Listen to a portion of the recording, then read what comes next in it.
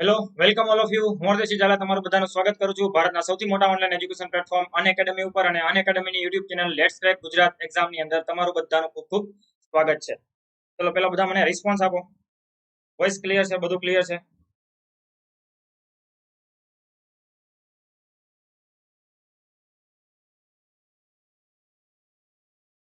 પેલા બધા મને કહી દો કે બધું ક્લિયર છે, પછી આપણે સ્ટાર્ટ કરી દઈએ.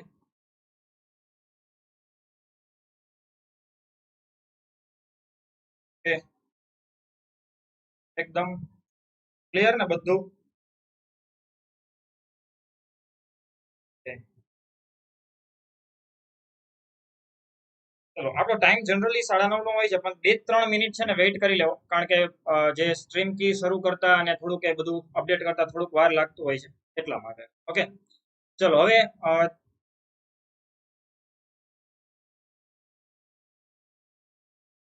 હવે આવી ગયો ને હું? ઓકે, ચલો 9:35 મતલબ 9:35 થઈ છે, આપણે શરૂ કરી દઈએ. હવે જો તમને એક ઇન્ફોર્મેશન આપવાની એ છે કે આપણો જે લેક્ચર છે એ હવે લેટ્સ ટેક ગુજરાત એક્ઝામમાં આ મહિના પૂરતું રહેશે. આગળના મહિનાનું પ્લાનિંગ શું છે એ હજી કોઈ આઈડિયા નથી કે લેટ્સ ટેક ગુજરાત એક્ઝામમાં રહેશે કે ગુજરાત 360માં. પણ આ મહિના માટે તમારે દરરોજ રાત્રે 9:30 અથવા તો 10 વાગે, હવે તમારો જે રિસ્પોન્સ હશે એ મુજબ આપણે ટાઈમ રાખશું. આફ્ટર લોંગ ટાઈમ ક્યાં આવે? 31 તારીખ સુધી તો આપણે સેશન હતા અને આજે 4 તારીખ, 3 તારીખ થઈ. 31 નહીં, સોરી, 30, 29 તારીખે મેં છેલ્લો લેક્ચર અપડેટ કર્યો હતો, અપલોડ કર્યો હતો, બરોબર ને? 30, 31, પહેલી, બીજી ને ત્રીજી 4 દિવસનો બ્રેક લીધો છે. Mini vacation. આમ વેકેશન ના કહેવાય, પણ હવે રજા જેવું હતું, બહાર હતો તો પોસિબલ નહોતું લેક્ચર નું બધું. બટ હવે ઇટ્સ ઓકે, ચલો જે હોય. જો હવે સાંભળો, અહીંયા થેન્ક યુ સો મચ કે તમે મારા લેક્ચર મિસ કરતા હતા. ના ના, જાજો બ્રેક નથી લીધો. ચલો હવે જો ટાઈમિંગ જે છે એ 9:30 નો રાખો કે 10 વાગ્યાનો, એ તમારા ઉપર ડિપેન્ડ કરશે. આપણે આજનો 9:30 નો છે જસ્ટ બીકોઝ ઓફ આજે યુટ્યુબ ફેસ્ટિવલ છે, તમને બધાને સારી રીતે ખબર છે. આજનો ટાઈમ એક 9:30 નો છે. પછી આપણે 10 વાગ્યાનો રાખવો કે 9:30 નો રાખવો, તમે નક્કી કરી લેજો. તમને જે રીતે બધાને એડજસ્ટ આવશે એ રીતનું આપણે રાખશું. બધા તમે કયો એ રીતે રાખીએ. તમારા મેક્સ જો આમાં છે ને ઓલું થશે, અમુક 9:30 નું કહેશે, અમુક 10 નું, પણ હું તમે બધા કોમેન્ટ કરી દેજો, હું મેજોરિટી જોઈ લઈશ. બરોબર? જો ફરક જાજો કઈ નથી પડતો. આપણે 10 વાગ્યાનો રાખીએ ને પછી 11:15 આસપાસ થાય ને, એટલે પછી બધાને એમ થાય છે કે ભાઈ હવે ઘણું થઈ ગયું. પેલું 9:30 નું હોય ને તો 9:30 ની જગ્યાએ 10:30 ની જગ્યાએ આપણે 11 વાગ્યા સુધી મિનિમમ ખેંચી શકીએ. અને 9:30 નો ટાઈમ છે તો 5-10 મિનિટ તમારે આવતા ના અંતે ને બધું થઈ જાય, એટલે આમ જો તો લેક્ચર એક્ઝેક્ટ તો 9:45 જ શરૂ થવાનો, સમજી લો. હા, ઓકે, ડન. ચલો કોલ મૂકી દઈશ. ઓકે, અને બીજું પ્લાનિંગ એ પણ મારું છે, કદાચ જો એ રીતનું આપણે આગળ વધીએ તો, કે 9:30 નો લેક્ચર હોય ને તો મારી એક પ્લાન એ છે કે ક્વિક એક ટેસ્ટ હું તમારી એપ્લિકેશનમાં રાખી દઉં. એટલે આપણે જે લેક્ચર ભણ્યા હોય ને, આજની ટેસ્ટ નહીં હોય, મતલબ કે આજે આપણે મૂળભૂત અધિકારમાં જેટલું ભણ્યા ને એની ટેસ્ટ કાલે લેક્ચર પૂરો થાય ને એટલે તરત હશે, એવી રીતે. એ એક પ્લાન છે, બરોબર? એટલે એ રીતનું પણ પ્લાન કરશું આપણે.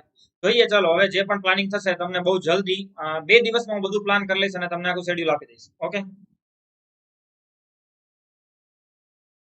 હા એ બી છે.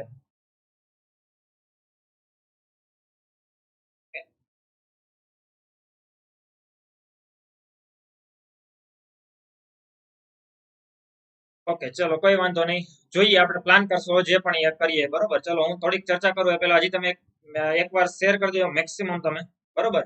પછી હું તમારું જોઈ લઈશ બધાની કોમેન્ટો શું છે અને કઈ રીતના આપણે અનુકૂળ આવશે. કોલ પણ મૂકી દઈશું ચેનલમાં. મૂળભૂત અધિકાર એટલે શું, ફંડામેન્ટલ રાઇટ્સ શું, એ શરૂ કરવાનું છે. હવે ફંડામેન્ટલ રાઇટ્સ કેટલો ઇમ્પોર્ટન્ટ પાર્ટ છે તમને બધાને સારી રીતે ખબર છે. મૂળભૂત અધિકાર કેટલો ઇમ્પોર્ટન્ટ છે તમને બધાને ખબર છે. ઓફલાઈન બેચની અંદર હું મિનિમમ 5 થી 6 લેક્ચર લેતો હોઉં છું ફંડામેન્ટલ રાઇટ્સ ઉપરના, એટલે એપ્રોક્સિમેટલી 8 થી 9 કલાક ઓછામાં ઓછા મૂળભૂત અધિકાર ભણીએ છીએ. ઓનલાઈન ની અંદર મારે કહેવાનો મતલબ કે કોઈ એક ટાઈમની કોઈ લિમિટેશન નથી, તો આપણે મેક્સિમમ આમાં એક્ઝામ્પલ લેશું, મેક્સિમમ કેસ સ્ટડી જોશું. એટલે ઇન ડિટેલ વ્યવસ્થિત રીતે ફંડામેન્ટલ રાઇટ્સ જોવાના છે, કે જેથી કરીને આવનારી કોઈ પણ એક્ઝામમાં તમને, ચાહે ક્લાસ 3 ની હોય કે જીપીએસસી લેવલની એક્ઝામ હોય, કોઈ પણ લેવલના કન્સેપ્ચ્યુઅલ ક્વેશ્ચન પૂછાય, ફેક્ચ્યુઅલ ક્વેશ્ચન પૂછાય, તમને બધાને આવડે, બરોબર? એટલે મેક્સિમમ આપણે કહેવાય કે મૂળભૂત અધિકારને ટાઈમ આપશું. હવે મૂળભૂત અધિકાર કેટલા ઇમ્પોર્ટન્ટ છે તમને બધાને ખબર જ છે, પણ તેમ છતાં હમણાં આપણે એની આગળ ચર્ચા કરીએ. ઓકે, હવે જે નવા વિદ્યાર્થી છે એના માટે જસ્ટ મારું એક શોર્ટ ઇન્ટ્રોડક્શન. મારું નામ છે હરદેવસિંહ ઝાલા. મેં MBA કરેલું છે. છેલ્લા 4.5 વર્ષથી હું ભણાવું છું. ઇન્ડિયન પોલિટી, કરંટ અફેર્સ અને IR મારો મેઇન સબ્જેક્ટ છે. IR નો કાલે એક લેક્ચર અપલોડ થઈ જશે. કાલે ટાઈમિંગ જે છે એ જલ્દી તમને મળી જશે, બરોબર. અને એ જે આખો લેક્ચર છે એ પણ તમારા માટે ઇમ્પોર્ટન્ટ હશે. અત્યારે હું એનાઉન્સ નથી કરતો કે શેને રિલેટેડ છે, એ તમે કાલ જોઈ લેજો. ઇન્ટરનેશનલ રિલેશનના જે ઇસ્યુ હશે એના ઉપર આપણે એક લેક્ચર લઈ લીધો છે. કદાચ આમાંથી ઘણા બધા વિદ્યાર્થીઓ હોય કે જેને લેક્ચર પેલો ના પણ જોયો હોય, માલાબાર એક્સરસાઇઝ વાળો, તો જોઈ લેજો. કરંટ છે, કદાચ આવનારી એક્ઝામમાં તમને કરંટ તરીકે પૂછાઈ જાય. તમારા બધાના રિસ્પોન્સ અને ફીડબેક બહુ સારા હતા, એટલા માટે જ મને એક કહેવાય કે એવું ઈચ્છા થઈ કે હજી આ રીતના વિડીયો આપણે અપલોડ કરીએ. ઝાલા 10 મારો કોડ છે જે તમે યુઝ કરી શકો છો, જીપીએસસી સાથે જોડાઈ શકો છો, ભારતના સૌથી મોટા ઓનલાઈન એજ્યુકેશન પ્લેટફોર્મમાં, જ્યાં તમે ઘરે બેઠા તૈયારી કરી શકશો. બધા કોર્સ તમે એક્સેસ કરી શકો છો. ગુજરાતના ટોપ એજ્યુકેટર તમને સિલેબસ પ્રિપરેશન કરાવશે, doubt clearing session, exam oriented preparation, live ટેસ્ટનું આયોજન, સ્ટડી મટીરિયલ, આન્સર રાઇટિંગ અને મેન્ટરશિપ ગાઈડન્સ પણ તમને મળી જશે. ટૂંક સમયમાં પ્રાઇસમાં વધારો થાય છે, તો પહેલા તમે ઝાલા 10 કોડ યુઝ કરી શકો છો. ફ્રી ટેસ્ટ કોન્સ્ટેબલ માટે ફૂલ લેન્થ 4 તારીખે સવારના 10 વાગે છે, અને બીજી એક ફ્રી ટેસ્ટ સ્કોલરશિપ માટે છે 5 તારીખે સવારના 10 વાગે. ટીચર્સ ડે જેને આપણે કહીએ, રવિવારની વાત છે. તો 1 થી 3 માં તમારો રેન્ક આવે તો 100% સ્કોલરશિપ મળશે. 1 થી 4 થી 13 માં રેન્ક આવે તો 75%, અને 14 થી 20 માં તમારો રેન્ક આવે છે તો 50% સ્કોલરશિપ મળી જશે. બીજું પ્લસ વાળા માટે ફૂલ લેન્થ ટેસ્ટ બિન સચિવાલયની, અને બીજી એક છે ટેસ્ટ લો માટે, એટલે કોન્સ્ટેબલ અને PSI માટે, લો ની અંદર જે સબ્જેક્ટ તમારો લો છે એના માટે. તો આ બંને ટેસ્ટ ઓનલી ફોર પ્લસ વાળા માટે છે. તો પ્લસ વાળા વિદ્યાર્થીને આવી રીતે અલગ અલગ લાભ મળતા હોય છે, તમે જો પ્લસમાં સબસ્ક્રિપ્શન લેશો તો. સામર્થ્ય કરીને એક બેચ શરૂ થાય છે જનરલ માટેની, અને સંપૂર્ણ બીજી એક કોમ્પ્રિહેન્સિવ બેચ શરૂ થાય છે, એ પણ 4 તારીખે, અને આ એક 1 તારીખે. તો તમે પ્લાન કરી શકો છો. 8 તારીખે બીજી એક શરૂ થાય છે બેચ સાચી કરીને, કે જે જીપીએસસી માટેની પ્રિલિમ્સ પ્લસ મેઇન્સની બેચ છે. ઓકે, ચલો તો હવે ટોપિક શરૂ કરી દઈએ. ભાગ 3, મૂળભૂત અધિકાર, ફંડામેન્ટલ રાઇટ્સ. હવે જે ખાસ તો નવા વિદ્યાર્થી છે એ બધાને કહી દઉં, જે પહેલી વખત અમારા લેક્ચરમાં આવ્યા હશે, કદાચ મે બી, બરોબર, કારણ કે આ લેટ્સ ક્રેક ગુજરાત એક્ઝામ ચેનલની અંદર મારા પોલિટીના કોઈ લેક્ચર નથી આવેલા. કરંટ અફેર્સ આપણે આમાં કરીએ છીએ દર શુક્રવારે, અને IR ના લેક્ચર એક બે લેક્ચર આપણે ઓનલાઈન લીધા, મતલબ લાઈવ લીધા છે, અને બાકીનો એક લેક્ચર રેકોર્ડેડ છે. એટલે એ સબ્જેક્ટ 100% આપણે લેટ્સ ક્રેક ગુજરાત એક્ઝામમાં ભણ્યા છીએ, પણ પોલિટી આપણે અહીંયા નથી ભણેલા. આ સિવાય કે એક મેગા લેક્ચરનું આયોજન થયું હતું, અને પ્રેસિડેન્શિયલ ઇલેક્શન કઈ રીતનું છે, રાષ્ટ્રપતિની ચૂંટણી પ્રક્રિયા, તો એના ઉપર આપણે એક મેગા લેક્ચર લીધો હતો 2 કલાકનો. એના સિવાય કોઈ બંધારણ એટલે કે પોલિટીમાંથી કોઈ અહીંયા લેક્ચર નથી લીધા. એ બધા વિદ્યાર્થીને ખાસ મારે કહેવાનું કે જે વિદ્યાર્થી આ પહેલો લેક્ચર જોવે છે લેટ્સ ક્રેક ગુજરાત એક્ઝામ ઉપર, એ ગુજરાત 360 ચેનલ જે છે, આ ચેનલ ઉપર જશો એટલે પહેલેથી બંધારણના બધા ભાગ છે, બધા જ કહેવાનો મતલબ પહેલેથી લેક્ચર છે, પહેલેથી જેટલા પણ લેક્ચર છે બધા જોઈ લેજો. આખું પ્લે લિસ્ટ છે. એવું જરૂરી નથી બધું જોવું. જે તમને ડાઉટફુલ છે, જે ટોપિક તમને નથી ખબર, જેમાં તમારું ટોપિક વીક છે, એને તમે જોઈ શકો. બાકીનું તમે ફાસ્ટ ફોરવર્ડ કરી શકો, તો લિંક બની જશે આખી. જે સાવ ફ્રેશર છે એની વાત છે, બાકી જેને થોડું ઘણું ખબર છે ફટાફટ જોઈ લ્યો તોય ચાલે, બરોબર. એટલે ગુજરાત 360 ચેનલ ઉપર અત્યાર સુધીનું બધું બંધારણ છે જ. હવે અહીંયાથી પહેલા તો ગયા મહિને જ પ્લાન હતો કે લેટ્સ ક્રેક ગુજરાત એક્ઝામની અંદર આપણે લઈએ, પણ હવે એમાં એવું થતું હતું કે એક ટોપિક અર્ધ વચ્ચે મૂકવો એ યોગ્ય ન કહેવાય, એટલે આપણે સિટીઝનશિપ સુધી પાર્ટ 2 કમ્પ્લીટ કર્યું. પહેલા અમુક ભણ્યા, પછી આપણે હિસ્ટોરિકલ બેકગ્રાઉન્ડ ભણ્યા, પછી બંધારણની બધી લાક્ષણિકતાઓ જોઈ, સ્ત્રોત જોયા, સમિતિઓ જોઈ, બંધારણની સભા જોઈ, એના ઉપર બધા ઉપર ડિટેલમાં લેક્ચર લીધા છે. સિટીઝનશિપ ઉપરના 3 લેક્ચર છે. એક lecture special NRC, CAA, PIO અને OCI કાર્ડ ધારક માટેનો છે. એટલે આ બધા લેક્ચર તમે જોઈ લેજો, જે ખાસ નવા વિદ્યાર્થીઓ એના માટેની વાત છે. બાકી જે જૂના છે દરરોજ જોડાયેલા છે એને કોઈ મારે આવું કહેવાનું જરૂર નથી, એ બધા જોયેલા જ છે. તો હવે આપણે આ ચેનલ ઉપરનું પ્લાનિંગ શું છે, તો આ મહિના બધા લેક્ચર, આ મહિના પૂરતા બધા લેક્ચર બંધારણના, ઇન્ડિયન પોલિટીના બધા લેક્ચર આમાં જશે. એટલે તમારે દરરોજ રાત્રે આવી જવાનું છે આ ચેનલ ઉપર. બાકીના પ્રીવિયસ લેક્ચર જે મેં કીધું એમ ગુજરાત 360 માં છે, તો તમે એમાં જોઈ શકો છો. ભાગ 3 સુધી બધું આપણે ભણ્યા છે, હિસ્ટોરિકલ બેકગ્રાઉન્ડ ને બધું, બરોબર. ક્લિયર હવે બધાને? હા, જૂના હોય એને કોઈ પ્રોબ્લેમ નથી. હા પ્રહીલભાઈ, આ મહિના પૂરતા બધા લેક્ચર અહીંયા જ છે. આવતા મહિનાનું કોઈ પ્લાનિંગ હજી નથી. આવતા મહિને જો ફરી પાછું એ જ પ્લાનિંગ રહેશે કે આમાં જ કન્ટિન્યુ કરવાનું રહેશે તો ઓકે છે, અધરવાઇઝ ફરી પાછા આપણે ગુજરાત 360 માં ભણશું. ઓકે, જે પણ થશે તમને, પણ હવે એક દિવસ અહીંયા ને એક દિવસ અહીંયા એવું નહીં હોય. એટલે આ મહિનો સપ્ટેમ્બર મહિનો તમારા માટે અહીંયા. હા, એ તો ચાલુ જ છે, કન્સેપ્ટ બેઝ ક્વેશ્ચન સિરીઝ ચાલુ જ રહેશે. ઓકે, ચલો હવે ટોપિક ઉપર આવી જઈએ. હવે કોઈ ચર્ચા નહીં. આપણો જે રૂલ્સ છે, રૂલ્સ તમને બધાને ખબર છે. અંદરો અંદર ચર્ચા નહીં, ટોપિક ઉપર ધ્યાન આપશું. ક્વેશ્ચનની હું સ્લાઇડ એક ચેન્જ કરીશ ને પહેલા તમને બધાને પૂછીશ કે તમને કઈ ડાઉટ્સ છે, તમારા તરફથી બધું ક્લિયર હશે પછી જ આપણે આગળ વધશું. એટલે તમારા ડાઉટ્સ લીધા વગર હું આગળ નહીં વધું. ઓકે, એટલે હવે બધા ટોપિક ઉપર ધ્યાન આપીએ, પછી તમારા બધા પ્રશ્નો હું 100% ધ્યાનમાં લઈશ. ઓકે, ચલો નાવ શરૂઆત કરી દઈએ મૂળભૂત અધિકારની અથવા તો ફંડામેન્ટલ રાઇટ્સ તમે જેને કહો છો. તો જેનો ભાગ જે છે મૂળભૂત અધિકારનો એ ભાગ છે 3, પાર્ટ 3, જેના આર્ટિકલ આવશે 12 થી લઈને 35. ફંડામેન્ટલ રાઇટ્સ કે જે બહુ જ ઇમ્પોર્ટન્ટ ભાગ છે. હવે પહેલા તો આનું ઇમ્પોર્ટન્સ શું છે ને મૂળભૂત અધિકારનું, મૂળભૂત અધિકાર કઈ રીતે એક વ્યક્તિ તરીકે તમને ઇમ્પોર્ટન્ટ છે અને કઈ રીતે એક એસ્પિરન્ટ્સ તરીકે તમને ઇમ્પોર્ટન્ટ છે, બે રીતે આપણે જોઈ લઈએ.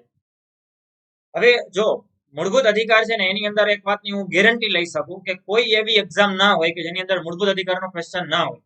કહેવાનો મતલબ કે બંધારણના જસ્ટ ખાલી ઓનલી 5 ક્વેશ્ચન પણ હશે ને, 5 ક્વેશ્ચન, તો પણ 5 માંથી એક ફરજિયાત ફંડામેન્ટલ રાઇટ્સ નો હશે. આ કમ્પલસરી છે, હોવો જ જોઈએ. કારણ કે જો 5 ક્વેશ્ચન પૂછીને તમે એક ક્વેશ્ચન બંધારણનો મૂળભૂત અધિકારનો નથી પૂછતા તો તમે બંધારણનો સબ્જેક્ટની સાથે ન્યાય નથી કર્યો એવું કહેવાય. એટલે કહેવાનો મતલબ કે 4 માર્ક્સનું કે 5 માર્ક્સનું બંધારણ આવ્યું તો એક તો મિનિમમ કહું છું, પછી એનાથી વધારે હોઈ શકે. એટલે કોઈ એક્ઝામ એવી ના હોય કે જેમાં બંધારણ હોય એમાં મૂળભૂત અધિકાર ના હોય. હા, બીજા બધામાં તમે એવી ગેરંટી ના લઈ શકો કે સંસદમાંથી ક્વેશ્ચન હશે કે નહીં. ન હોય, ઘણી વાર બની શકે. જ્યુડિશિયરીમાંથી ક્વેશ્ચન ના પણ આવે, કોઈ બંધારણીય સંસ્થામાંથી ક્વેશ્ચન પોસિબલ પણ નથી કે કદાચ ન પણ આવે. 10-15 ક્વેશ્ચન ની અંદર પણ કદાચ એક તમને બંધારણીય સંસ્થા વાળો ક્વેશ્ચન ના આવે, બની શકે. પણ મૂળભૂત અધિકારમાંથી ક્વેશ્ચન ના હોય એવું રેરેસ્ટ ઓફ રેર કેસમાં બને, બરાબર, જેને આપણે ક્યારેય ન બને એવી પોસિબિલિટીમાં જોઈએ છીએ. તો હવે બીજી વાત કરીએ, ખાસ તો જે બિન સચિવાલય વાળો વર્ગ છે એના માટે. બિન સચિવાલયમાં તમને ખબર છે લાસ્ટ ટાઈમ 47 માર્ક્સનું બંધારણ પૂછાણું. આપણે એટલી બધી વધારે પડતી એક્સપેક્ટેશન નથી રાખવી કે આવતી વખતે પણ 47 નું પૂછાય. બસ આપણે એવી એક્સપેક્ટેશન રાખીએ છીએ કે ભાઈ 35 માર્ક્સની આજુબાજુ બંધારણ પૂછાય.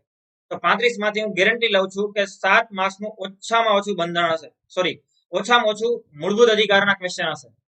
35 માંથી ઓછામાં ઓછા 7 ક્વેશ્ચન તમને ફંડામેન્ટલ રાઇટ્સ ઉપરના જોવા મળશે ને મળશે. એટલે કહેવાનો મતલબ કે 7 માર્ક્સ તમને હું અપાઈ દઈશ આપણા જે મૂળભૂત અધિકારના લેક્ચર છે એમાંથી.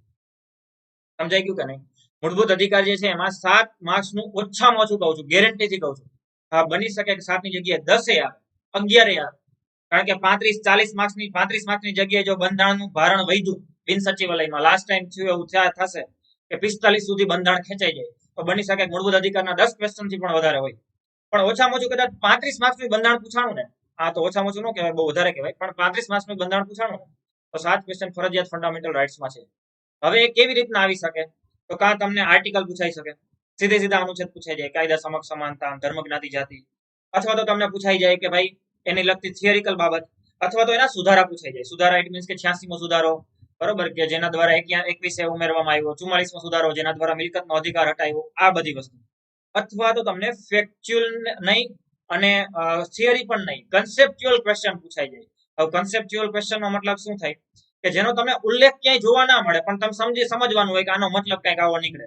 એ હજી તમને હું સમજાવીશ, થોડું ક્લિયર કરીશ. એટલે એક્ઝામ્પલ તરીકે વાણી અભિવ્યક્તિની સ્વતંત્રતા છે, એની અંદર ડાયરેક્ટ નહોતું પૂછ્યું. બિન સચિવાલય 2016માં ક્વેશ્ચન હતો કે પ્રેસ મીડિયાની આઝાદી કયા અનુચ્છેદ સાથે સંબંધિત છે?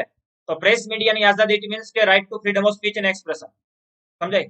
પછી તમને એ રીતના કોઈ પણ આ રીતના ક્વેશ્ચન પૂછે કે ભાઈ બાળકો પાસે મજૂરી કરાવી એ તેના કયા પ્રકારના અધિકાર, કયા પ્રકારની બાબતોનો ભંગ ગણાય? તો બાળકોની મજૂરી નો ડાઉટ આર્ટિકલ આપ્યો છે 24, પણ અધિકાર તરીકે પૂછાણું કે બીજી રીતને તમને કહેવાનો મતલબ તમારો કન્સેપ્ટ ક્લિયર ના હોય તો એ અધિકાર અથવા તો એક ક્વેશ્ચનમાં તમે એટેમ્પ્ટ ના કરી શકો. એને કહેવાય કન્સેપ્ચ્યુઅલ ક્વેશ્ચન, કન્સેપ્ટ વાળા ક્વેશ્ચન. તો કોઈ પણ રીતે તમને પૂછાઈ શકે અને અથવા તો પૂછાઈ જાય કરંટ અફેર્સ આધારિત. હવે તમને થાય સર કરંટ અફેર્સ આધારિત એટલે? તો કરંટના હું લેક્ચર લઉં જ છું, તમને બધાને ખબર જ છે. લેટ્સ ટેક ગુજરાત એક્ઝામ, આપણે હમણાં કરંટ અફેર્સનો લેક્ચર લીધો કે જેમાં રાઇટ ટુ બી ફરગોટન ને પણ 21 સાથે જોડીને હવે આગળની વાત ચાલે છે. બીજું કે જે પ્રોહિબિશન એક્ટ છે દારૂબંધી, એના ઉપર મેં હમણાં લેક્ચર લીધો લેટ્સ ટેક ગુજરાત એક્ઝામમાં કરંટ અફેર્સનો, કે જેમાં જીવન જીવવાની સ્વતંત્રતાનો હિસ્સો છે ડ્રિંક જે છે પ્રોહિબિશન, એના ઉપર પ્રતિબંધ મૂકવો એ તમારા ફંડામેન્ટલ રાઇટ્સનો ભંગ છે એવી અપીલ કરવામાં આવી છે. અને 12 ઓક્ટોબરે એની હિયરિંગ પણ છે ગુજરાત હાઈકોર્ટની અંદર, બરોબર, એટલે એક્સેપ્ટ કરી છે પીઆઈએલ. તો આ બધા કરંટ અફેર્સના આર્ટિકલ અથવા તો કરંટ અફેર્સના અધિકાર થઈ ગયા કે જેના આધારે તમને રાઇટ ટુ બી ફરગોટન માટે, ઇન્ટરનેટ માટે થઈને કે પછી આ રીતની કોઈ પણ બાબતોના કારણે તમને કરંટના આધારે કોઈ ક્વેશ્ચન પૂછાઈ જાય. તો આ 3-4 બાબતો છે કે જેના આધારે તમને મૂળભૂત અધિકારમાંથી ક્વેશ્ચન પૂછાય. એટલે મૂળભૂત અધિકારમાં હું કોઈ ઉતાવળ નહીં કરું, મેક્સિમમ ટાઈમ લેવો છે આપણે. મેક્સિમમ એટલે એક આર્ટિકલ ઉપર મેક્સિમમ કેસ સ્ટડી કહીશ તમને, જેથી કરીને ફંડામેન્ટલ રાઇટ્સમાં કોઈ બાબતને આપણે જતી નથી કરવી. આમ તો કોઈ બંધારણમાં કોઈ પોઈન્ટ જ એવો નથી રાખવાનો કે જે આપણે જેમાં ઉતાવળ કરીએ, બરોબર. તમે બધા જેને જૂના વિદ્યાર્થી છે જે મારી સાથે પહેલેથી જોડાયેલા છે બધાને ખબર જ છે કે ગુજરાત 360 માં આપણે બંધારણની અંદર કેટલું ડિટેલમાં ભણ્યા છીએ.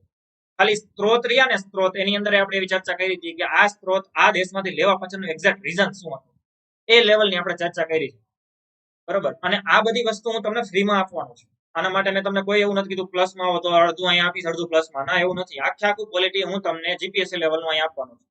બસ એના માટેની એક શરત છે કે તમારે મારી સાથે જોડાયેલા રહેવાનું છે અને મેક્સિમમ વિદ્યાર્થીઓને જોડવાના છે. ક્લિયર? ચલો, તો નાવ હવે શરૂ કરી દઈએ ટોપિક ઉપર. હવે મારે તમને બસ આ ઇમ્પોર્ટન્ટ સમજાવવું હતું, મૂળભૂત અધિકારની વાત જે છે એ. ઓકે, હવે મૂળભૂત અધિકારનો ઇતિહાસ શું છે પેલા તો એ જોઈએ. હવે મૂળભૂત અધિકારનો ઇતિહાસ તો બહુ લાંબો છે કે ઘણા બધા દેશોની અંદર મૂળભૂત અધિકારો જોવા મળતા, ઘણા બધા ફ્રાન્સમાં પણ જોવા મળતા, એવું પણ ઘણા બધાનું કહેવાનું છે. પણ એમાં ઘણા બધાના મતભેદ પણ છે કે ભાઈ ફ્રાન્સની અંદર એકચ્યુઅલમાં લેખિત સ્વરૂપે છે કે નહીં, એમાં પણ ઘણા બધાના મતભેદો છે. પણ જે એકચ્યુઅલમાં હિસ્ટોરિકલ બેકગ્રાઉન્ડ તરીકે તમારે કેવું હોય તો ઈસવીસન 1215 તમે કહી શકો. 1215 ની અંદર બ્રિટનના રાજા દ્વારા, હું ઇરેઝ કરતો એટલે થોડુંક આપણી સ્પેસ મળી જાય. ઈસવીસન 1215 ની અંદર બ્રિટનના રાજા દ્વારા જે મેગ્ના કાર્ટા અધિકાર પત્ર જાહેર કર્યું હતું. મેગ્ના કાર્ટા, આ મેગ્ના કાર્ટા અધિકાર પત્ર જે એક તમે ડોક્યુમેન્ટ, એક દસ્તાવેજ તમે કહી શકો. આ મેગ્ના કાર્ટા અધિકાર પત્રની અંદર સૌ પ્રથમવાર ઉલ્લેખિત એટલે કે લખાયેલા ફંડામેન્ટલ રાઇટ્સ જોવા મળતા હતા. તો તમને થાય સર તો એનો મતલબ કે પહેલી વખત ત્યાં જોવા મળેલા, રાઈટ? એ રીતે, કારણ કે એ એક્ટની અંદર, મેગ્ના કાર્ટા એક્ટની અંદર પ્રોહિબિશન ઓફ ડિસ્ક્રિમિનેશન નો વાત હતી, એટલે કે ડિસ્ક્રિમિનેશન કોઈ સાથે ભેદભાવ નહીં કરવાનો, બરોબર. પછી રૂલ ઓફ લો જેને આપણે કહીએ છીએ કાયદા સમક્ષ સમાનતા, તો રૂલ ઓફ લો તમને ખબર છે આપણે બ્રિટનમાંથી લીધું છે. આ બધી વસ્તુનો ઉલ્લેખ બ્રિટનની અંદર ઈસવીસન 1215 ની અંદર સમ્રાટ જોન જે હતા એના દ્વારા ડિક્લેર કરવામાં આવેલા મેગ્ના કાર્ટા અધિકાર પત્રમાં જોવા મળે છે. પણ એમ છતાં ભારતની અંદર ઘણી બધી અલગ અલગ રીતે મૂળભૂત અધિકારની માંગ થયેલી છે. મોતીલાલ નહેરુના રિપોર્ટ, નહેરુ અહેવાલની અંદર મૂળભૂત અધિકારની માંગ થયેલી હતી, બરોબર.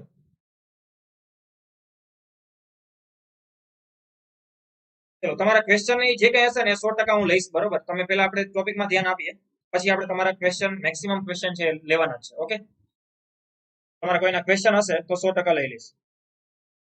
ઓકે, ચલો જો મેગ્ના કાર્ટા અધિકાર પત્રની અંદર ઈસવીસન 1215 ની અંદર આ રીતના મૂળભૂત અધિકાર ઉલ્લેખિત હતા જે સમ્રાટ જોન દ્વારા ડિક્લેર કરવામાં આવેલું. ભારતની અંદર મોતીલાલ નહેરુએ પણ ડિમાન્ડ કરેલી. મોતીલાલ નહેરુનો રિપોર્ટ ક્યારે આવેલો એ તમને બધાને સારી રીતે ખબર છે. 1928 નો મોતીલાલ નહેરુ રિપોર્ટ, જેને આપણે નહેરુ રિપોર્ટ તરીકે અથવા તો બ્લુ પ્રિન્ટ તરીકે ઓળખીએ છીએ. બ્લુ પ્રિન્ટ શું કામ કહેવાય, નહેરુ રિપોર્ટ શું કામ આવ્યો, એનું બધું ઇતિહાસ તમને ખબર છે, કારણ કે એના ઉપર આપણે ડિટેલમાં લેક્ચર લીધેલા છે. જે નવા વિદ્યાર્થીઓ એકવાર જોઈ લેજો. ઓકે, ચલો હવે આ વાત થઈ ગઈ એક હિસ્ટોરિકલ એ રીતના બ્રેકગ્રાઉન્ડ તરીકે. એના સિવાયની વાત કરીએ તો આગળ જે હમણાં પીઆઈ ની એક્ઝામમાં તમને પ્રશ્ન પૂછવાનો હતો, પીઆઈ ની એક્ઝામમાં ક્વેશ્ચન હતો જે પીઆઈ ની પ્રિલિમ એક્ઝામ લેવાની એની અંદર, કે ભારતની અંદર સરદાર વલ્લભભાઈ પટેલે મૂળભૂત અધિકારની માંગ ક્યારે અને કઈ જગ્યાએ કરેલી, તો 1931 ની અંદર કરાચી અધિવેશનમાં. કરાચી અધિવેશન જે મળેલું છે એની અંદર ફંડામેન્ટલ રાઇટ્સ ની માંગ કરેલી હતી. 1931 ના કરાચી અધિવેશનમાં ફંડામેન્ટલ રાઇટ્સ ની માંગ કરેલી હતી. અને એટલા માટે જ ક્યાંક ને ક્યાંક ફંડામેન્ટલ રાઇટ્સ કમિટીના ચેરપર્સન બનાવવા આવ્યા હતા સરદાર વલ્લભભાઈ પટેલ. કારણ કે કોઈ ડિમાન્ડ કરતું હોય ને તો સમજી લેવાનું કે એને કઈક વધારે ખબર છે તો ડિમાન્ડ કરે, એમને ના કરે. તમારા તરફથી મને કોઈ પર્સનલ મેસેજ કરીને એમ કે સર આમાં આ ટોપિક તમે કરાવી દો ને, તો એનો મતલબ કે તમે ટોપિક ઉપર કઈક રિસર્ચ કર્યું છે તો જ તમે એમ કહેતા હોય સર આ ટોપિક કરાવો. મતલબ કે તમે કોઈ પ્રીવિયસ યરના પેપર જોયા છે અને એમાંથી તમને એમ લાગ્યું કે સર આ ટાઈપના ક્વેશ્ચન બહુ બધી વાર પૂછાણા, તો આ ટોપિક કવર કરાવી દેજો ને સર. અત્યાર સુધી નો ડાઉટ ઇમ્પોર્ટન્ટ નહોતું, પણ મેં હમણાં જોયું છેલ્લા 7-8 પેપરમાં આ ક્વેશ્ચન હતા અથવા તો આ ટોપિકમાંથી હતા. તો એનો મતલબ કે તમે એ માંગ કરી છે મારી સામે, તો એનો મતલબ કે તમે એના વિશે કંઈક જાણો છો તો જ કરી હોય. સમજાય ને હું શું કહેવા માંગુ છું? તમે ખ્યાલ છે કે ફંડામેન્ટલ રાઇટ્સ શું છે, શું હોવા જોઈએ, કઈ રીતના હોવા જોઈએ. એટલા માટે જ ક્યાંક મૂળભૂત અધિકાર સમિતિના અધ્યક્ષ સરદાર વલ્લભભાઈ પટેલને બનાવવા આવ્યા હતા. પછી પેટા સમિતિના અધ્યક્ષ કોણ હતો તમને બધાને ખબર છે, એના ઉપર આપણે લેક્ચર લઈ લીધો છે. જે બી કૃપલાની, જીવંતરામ ભગવાનદાસ કૃપલાની ફંડામેન્ટલ રાઇટ્સ કમિટીની જે સબ કમિટી અથવા પેટા સમિતિ હતી એના ચેરપર્સન હતા. પછી તમને સ્ત્રોત તરીકે ને બધા પૂછાય, ફેક્ચ્યુઅલ ડેટા છે સીધે સીધું, તો એ આવશે યુએસએ અથવા તો અમેરિકા. હવે અમેરિકામાંથી મૂળભૂત અધિકાર લેવા પાછળનું રીઝન શું હતું? ચલો મને કોઈ કહેશે? આ ક્વેશ્ચન મેં તમને પૂછી લીધો છે.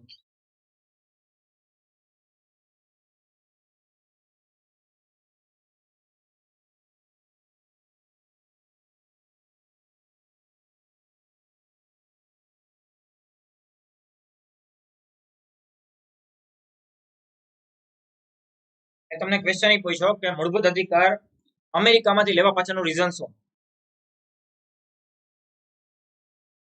ફંડામેન્ટલ રાઇટ્સ અમેરિકામાંથી લેવા પાછળનું કારણ શું છે? એનીવન કોઈ મને કહેશે? પછી હું આગળ વધું. ચલો મને આન્સર આપો. આ મેં તમને થોડી ઘણી વાત કરી દીધી છે, જ્યારે મેં તમને સ્ત્રોત ભણાવ્યા ત્યારે વાત કરી હતી. જો યાદ હોય તો રિકોલ કરો. મૂળભૂત અધિકાર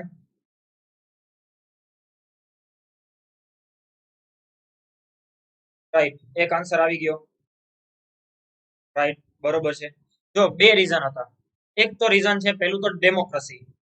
હવે ભારત અને અમેરિકા બેની અંદર ડેમોક્રેસી છે. ડેમોક્રેસીનો મતલબ પહેલા તો એ થાય કે લોકતંત્રમાં તમે મૂળભૂત અધિકાર મેચ કરી શકો. બની શકે કે તમે રશિયામાં અથવા તો મતલબ કોઈ પણ સામ્યવાદી કોમ્યુનિઝમ વાળો દેશ છે, કોઈ મોનાર્ચી રાજાશાહી વાળો દેશ છે, ત્યાંથી તમે મૂળભૂત અધિકાર લ્યો, પોસિબિલિટી છે કે કદાચ એ યોગ્ય ના પણ બેસે આપણી શાસન પ્રણાલી માટે. તો પહેલો તો રીઝન હતું ડેમોક્રેસી. અને બીજું રીઝન હતું કે ભારતની અમેરિકાનું જે બંધારણ હતું એના જે મૂળભૂત અધિકાર છે એમાં જ્યારે આપણે મૂળભૂત અધિકાર લેવાના હતા ને ત્યાં સુધીમાં એક પણ વાર સુધારો નહોતો થયો. એટલે કે નોટ અ સિંગલ ચેન્જીસ, એક પણ પ્રકારનો સુધારો નહોતો કરવામાં આવ્યો, એક પણ પ્રકારનો અમેન્ડમેન્ટ નહોતો કરવામાં આવ્યું અમેરિકાના મૂળભૂત અધિકારમાં. એટલે હું એમાં જરાય એવું નથી કહેતો કે એને સુધારો ન કર્યો એટલે આપણે ન કરવો પડે. 100% આપણે કરવો પણ પડે, પણ કદાચ પોસિબિલિટી ઓછી છે.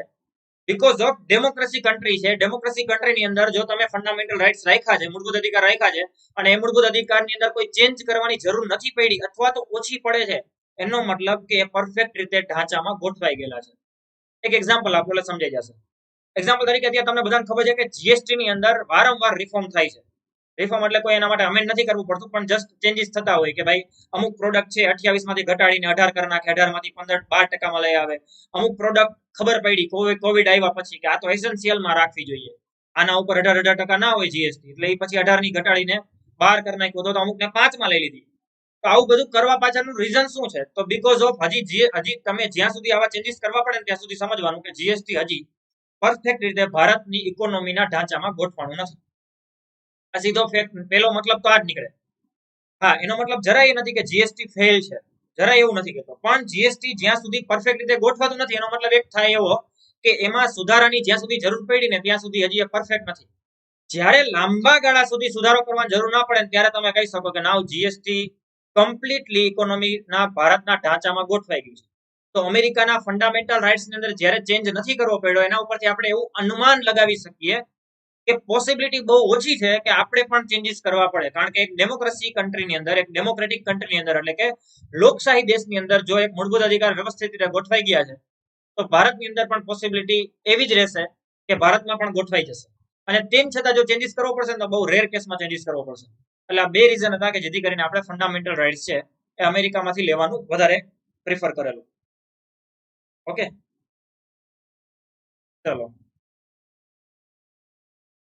હવે એના પછી આગળ વધીએ. હવે હિસ્ટોરિકલ બેકગ્રાઉન્ડ મેં તમને થોડી ઘણી વાત કરી દીધી, યુએસએ માંથી આપણે લીધું છે, બધી વાત કરી દીધી. બીજા મૂળભૂત અધિકારના જે પ્રેક્ટિકલ જેને આપણે કહેવાય ને પોઈન્ટ, મતલબ થિયરિકલ પોઈન્ટ, એ હમણાં આપણે જોઈએ. એના પછીની વાત કરીએ મૂળભૂત અધિકારનું મહત્વ, ઇમ્પોર્ટન્સ શું છે. તો મૂળભૂત અધિકાર પહેલા તો એટલા માટે જરૂરી છે બીકોઝ ઓફ તમે એવા કોઈક વિશેષ અધિકાર આપો કે જે વિશેષ અધિકારોના આધારે કોઈ નાગરિક છે એ બધી રીતની સ્વતંત્રતાઓ ભોગવી શકે, બધી રીતની સુરક્ષા અનુભવી શકે, બધી બાબતોમાં એ પોતાની ફ્રીડમ મેળવી શકે અથવા તો એક્સપ્રેસ કરી શકે. પછી એ સ્વતંત્રતાનો અધિકાર હોય તોય ભલે, ઇક્વાલિટીનો રાઈટ હોય તોય ભલે, બરોબર, કે પછી શોષણ વિરુદ્ધનો અધિકાર જેને આપણે કહીએ એક્સપ્લોટેશન અગેન્સ્ટ એક્સપ્લોટેશન, એટલે કે શોષણ વિરુદ્ધનો અધિકાર હોય તોય ભલે, ફ્રીડમ ઓફ રિલિજિયસ હોય તોય ભલે. તો આ બધા અધિકારોને આધારે ઘણી બધી અલગ અલગ ફ્રીડમ અનુભવે છે. અને વિશેષ અધિકારો, આ મૂળભૂત અધિકારો છે ને વિશેષ અધિકાર પણ કહેવાય છે. હવે વિશેષ અધિકાર કહેવા પાછળનું રીઝન શું? તો વિશેષ અધિકાર એટલે શું? તો કે ભાઈ જે ફંડામેન્ટલ રાઇટ્સ છે ને કમ્પલસરી રાજ્ય એટલે શું એની એક ડેફિનેશન છે જે આર્ટિકલ 12 માં છે. હમણાં તમને કહું છું. રાજ્ય એટલે આર્ટિકલ 12 ની ડેફિનેશન કે જેમાં ભારત સરકાર, રાજ્ય સરકાર, સંસદ, વિધાનમંડળ, જાહેર સંસ્થાઓ, કાયદાકીય સંસ્થાઓ કે સરકારના કાયદા દ્વારા સ્થાપિત સંસ્થાઓ, આ બધી જ સંસ્થાઓ જે છે અથવા તો બધી બાબતોને રાજ્ય કહેવાશે. એ આર્ટિકલ 12 ની ડેફિનેશન છે. તો રાજ્ય આ જે મૂળભૂત અધિકાર છે રાજ્ય આપવા બંધાયેલ છે, કમ્પલસરી છે. રાજ્ય પણ આની અંદરથી ભાગી શકે નહીં. રાજ્ય આની અંદરથી આપતા બચી શકે નહીં. રાજ્ય એમ ના કહી શકે ના અમે નહીં આપીએ. એટલા માટે મૂળભૂત અધિકારને વિશેષ એટલા માટે કહેવાય. બીજું કે એટલા માટે કારણ કે મૂળભૂત અધિકારના ભંગ બદલ તમે સીધા જ સુપ્રીમ કોર્ટમાં, હાઈકોર્ટમાં અપીલ કરી શકો છો. ઓકે, સીધા જ તમે અપીલ કરી શકો છો સુપ્રીમ કોર્ટમાં અથવા તો હાઈકોર્ટમાં. અને એટલા માટે જ સુપ્રીમ કોર્ટને guardians of the fundamental rights અથવા તો પેરેન્ટ્સ અથવા તો વાલી તમે કહી શકો. તો વાલી અથવા તો પેરેન્ટ્સ એવું એટલા માટે કહેવાય છે કારણ કે સુપ્રીમ કોર્ટને એવો અધિકાર છે અનુચ્છેદ 13 મુજબ કે ઈ ચેક કરશે કે કોઈ પણ એક્ટ, કોઈ પણ કાયદો, કોઈ પણ બાબત, લો કે સુધારો કાંઈ પણ મૂળભૂત અધિકાર સાથે મેચ થાય છે કે નહીં. જો નહીં થાય તો રદ કરી દેશે. આના ઉપરથી મેં તમને કેસ સમજાવેલું છે જો કોઈને યાદ હોય તો. ગોલકનાથ બ્રધર્સ વાળો કેસ. એનીવન કોઈને યાદ છે ને? શેડ્યુલ વખતે ભણાવ્યું હતું મેં. હવે છે ને બધાને? મેં તમને જ્યારે આપણે ગોલકનાથ બ્રધર્સનો કેસ સમજાવ્યો ત્યારે મેં તમને આર્ટિકલ 13 છે ઘણી બધી સારી રીતે ક્લિયર કર્યો હતો. ઓકે, ચલો વચ્ચે ચર્ચા છે. રાજ્યમાં 2 લાખ કરોડ રૂપિયા વાર્ષિક આવક નુકસાન થાય. પ્લીઝ અંદરો અંદર છે ને આ રીતની અત્યારે ચર્ચા ના કરો. આપણો સબ્જેક્ટ ચાલે છે પોલિટીનો, તમે બધા ઇકોનોમીમાં ખોવાઈ ગયા. એ તો મેં જસ્ટ એક એક્ઝામ્પલ આપવા માટે જીએસટી નું ઉદાહરણ આપ્યું હતું શોર્ટમાં. હું તમને એક સારી રીતે એક્સપ્લેન કરી શકું મારે તમને શું કેવું છે. સુધારો ન કરવો એનો મતલબ પરફેક્ટ કઈ રીતે નહીં. ઓકે, ચલો ટોપિકમાં ધ્યાન આપો તો તમને વધારે અહીંયા જો આ છે ને મેં આના પહેલા 1-2 વાર વાત કરેલી છે. દર વખતે હું રિપીટ એટલા માટે નહીં કરું. આ ગેજેટ અને ઓનલાઈન વસ્તુનો ફાયદો છે એટલે નુકસાન છે. પણ તમે અંદરો અંદર ચર્ચામાં ખોવાઈ જશો, કાણ વગરના બીજી બધી કહેવાય કે ડિસ્કશન કરશો તો ટોપિક ઉપર ધ્યાન નહીં રહે, કોન્સન્ટ્રેશન નહીં રહે. બાકી એઝ યુ વિશ 15 ઓગસ્ટ 1947 થી ભારત આઝાદ છે અને તમે સ્વતંત્ર છો તમારી રીતે. ઓકે, ચલો importance of the fundamental rights એટલે કે મૂળભૂત અધિકાર વિશેષ અધિકાર કહેવાશે. સીધા જ તમે સુપ્રીમ કોર્ટમાં પહોંચી જાઓ, સીધા જ હાઈકોર્ટમાં પહોંચી જાઓ અને તમે સુપ્રીમ કોર્ટ અને હાઈકોર્ટમાં જઈને એના માટેની અપીલ કરી શકો છો. જેના માટે તમે અનુચ્છેદ 32 મુજબની રીટ માટેની પણ અપીલ કરી શકો છો, જેને આપણે કહીશું હેબિયસ કોર્પસ, મેન્ડામન્સ, પ્રોહિબિશન, સર્ટિઓરી અને કોવરન્ટો. જેને ગુજરાતીમાં કહીએ બંધી પ્રત્યક્ષીકરણ, પરમાદેશ, પ્રતિષેધ, ઉત્પ્રેષણ અને અધિકાર પૃચ્છા. ઓકે, તો હજી આપણે ડિટેલમાં પાછા ચર્ચા કરશું. બીજા ઘણા બધા કાનૂની અધિકાર હોઈ શકે, જેમ કે કાનૂની અધિકાર કયો તો કે 300A 300A જે છે એ હવે કાનૂની અધિકાર છે. પહેલા એ મૂળભૂત અધિકાર હતો. ક્યારે મૂળભૂત અધિકાર હતો તો કે જ્યારે અનુચ્છેદ 31 માં હતો. અનુચ્છેદ 31 અને 91F આ જે હતો ત્યારે મૂળભૂત અધિકાર હતો. આ ફંડામેન્ટલ રાઇટ્સ ની વાત કરું છું. પણ પછી શું થાય છે તો 44th અમેન્ડમેન્ટ થાય છે, 44મો સુધારો 1978 માં, અને આ રદ થઈ જાય છે. 31મો અનુચ્છેદ મિલકતનો અધિકાર રદ થઈ જાય છે અને સાથે એડ થઈ જાય છે ભાગ 12 ની અંદર 300A માં 300A, જ્યારે લીગલ રાઇટ્સ અથવા તો બંધારણીય અધિકાર તરીકે તમે એને કાનૂની અધિકારી કહી શકો અને મૂળભૂત અધિકાર નહીં, કાનૂની અધિકાર અને તમે બંધારણીય અધિકાર તમે એને કહી શકો છો. ઓકે, તો આ વાત થઈ ગઈ કે ભાઈ કઈ રીતે એને વિશેષ અધિકાર કહેવાય. મૂળભૂત અધિકારને એનું મહત્વ શું છે મેં તમને સમજાવી દીધું. ના એના પછી વાત કરીએ મૂળભૂત અધિકારના લક્ષણો વિશે. Characteristic of the fundamental rights. Universal છે. યુનિવર્સલ નો મતલબ શું થાય હમણાં સમજાવું. નોટ એબ્સોલ્યુટ એટલે કે એબ્સોલ્યુટ નથી. એન્ફોર્સેબલ અથવા તો જસ્ટિસેબલ છે. અને અમેન્ડેબલ એટલે કે સુધારાકીય છે અથવા તો સુધારો જેમાં કરી શકાય છે. યુનિવર્સલ છે એનો મતલબ શું થાય પહેલા સમજાવું છું. યુનિવર્સલ નો મતલબ શું થાય તો યુનિવર્સલ નો મતલબ એ થાય કે કોઈ ધર્મ આધારિત, જ્ઞાતિ આધારિત, જાતિ આધારિત, વંશ આધારિત, જન્મસ્થળ આધારિત કોઈ ભેદભાવ નથી. એટલે કે દરેક માટે સરખા જ અધિકાર છે, સરખા જ અધિકારો છે. કોઈ પણ ભેદભાવ થઈ શકે નહીં, ભેદભાવ કરવાનો નથી. હવે જો ભેદભાવની અંદર હું તમને થોડુંક સમજાવીશ. અમુક પાછા ભેદભાવ છે તો એ પછી તમે ભેદભાવ તરીકે કન્સિડર ના કરી શકો. એને પછી કહેવાનું રહેશે તમારે હકારાત્મક ભેદભાવ, જેને આપણે કહીશું પોઝિટિવ ડિસ્ક્રિમિનેશન. એટલે શું છે હમણાં તમને સમજાવું છું. આપણે આગળ આર્ટિકલમાં જશું એટલે સમજશું. આ તો હું જસ્ટ અહીંયા એક લખું ને આવું દરેક સરખામાં બધા માટે સરખા છે, ભેદભાવ ના થઈ શકે એટલે તરત પાછા અમુક ક્વેશ્ચન કરશે કે સર આમ હોય તો આને શું કહેવાય, આમ હોય તો. એટલે પહેલેથી જ કહી દઉં છું કે આગળ ઘણા બધામાં અમુક એક્ઝામ્પશન છે તો એનો મતલબ એ કોઈ ભેદભાવ નથી, એ ડિસ્ક્રિમિનેશન નથી. તેમ છતાં તમે માનતા હોય કે ડિસ્ક્રિમિનેશન છે, તો ઇટ્સ અ પોઝિટિવ ડિસ્ક્રિમિનેશન, કે જેને આપણે કહેશું હકારાત્મક ભેદભાવ. હવે શું છે, આઈ વિલ એક્સપ્લેન યુ. બરોબર, હું તમને સમજાવીશ. યુનિવર્સલ નો મતલબ એ થાય કે એ બધા માટે સરખા છે, એટલે ચાહે ધર્મ આધારિત હોય, જ્ઞાતિ આધારિત હોય, જાતિ આધારિત હોય, કોઈ સાથે ભેદભાવ કરવાનો નથી. Not absolute. નોટ એબ્સોલ્યુટ નો મતલબ શું થાય? તો નોટ એબ્સોલ્યુટ નો મતલબ એ થાય કે મૂળભૂત અધિકારો ફરજિયાત તમને કોઈ પણ ભોગે, કોઈ પણ પરિસ્થિતિમાં મળશે એવું નથી. એક વસ્તુ આ ક્લિયર યાદ રાખજો, મૂળભૂત અધિકાર તમને કોઈ પણ ભોગે, કોઈ પણ પરિસ્થિતિમાં ફંડામેન્ટલ રાઇટ્સ ફરજિયાત મળશે એવું નથી. કઈ રીતે? તો કે જો એવી રીતનું હોય ને કે આ તમને એબ્સોલ્યુટ રાખી દે ને, તો એક બાજુ તમારો અધિકાર છે સર્વસ્વ થઈ જાય, તો સામે બીજાનો અધિકાર નહીં. એક્ઝામ્પલ તરીકે તમારો અધિકાર છે 91D, હરવા ફરવાની સ્વતંત્રતા, તો સામે બીજા કોઈનો અધિકાર છે અનુચ્છેદ 21. તમારે હરવા ફરવાની 100% સ્વતંત્રતા છે, પણ સામે કોઈ બીજાનો પણ પ્રાઇવસી છે, રાઇટ ટુ પ્રાઇવસી. હવે તમે કોઈના ઘરમાં જઈને એના ધાબા ઉપર ફરતા હોય તો એમ ના ચાલે ને. તમે કોઈના પર્સનલ બંગલોની અંદર ગાર્ડનમાં જાઓ અને અહીંયા જઈને તમે પછી ફરો, તો એ ના ચાલે. સમજાય શું કહેવા માંગુ છું? જસ્ટ વેઇટ, હું એક ચાર્જ ચડાવી દઉં, નતર આપણું લેપટોપ બંધ થઈ જાય. 1 મિનિટ વેઇટ કરી લેજો.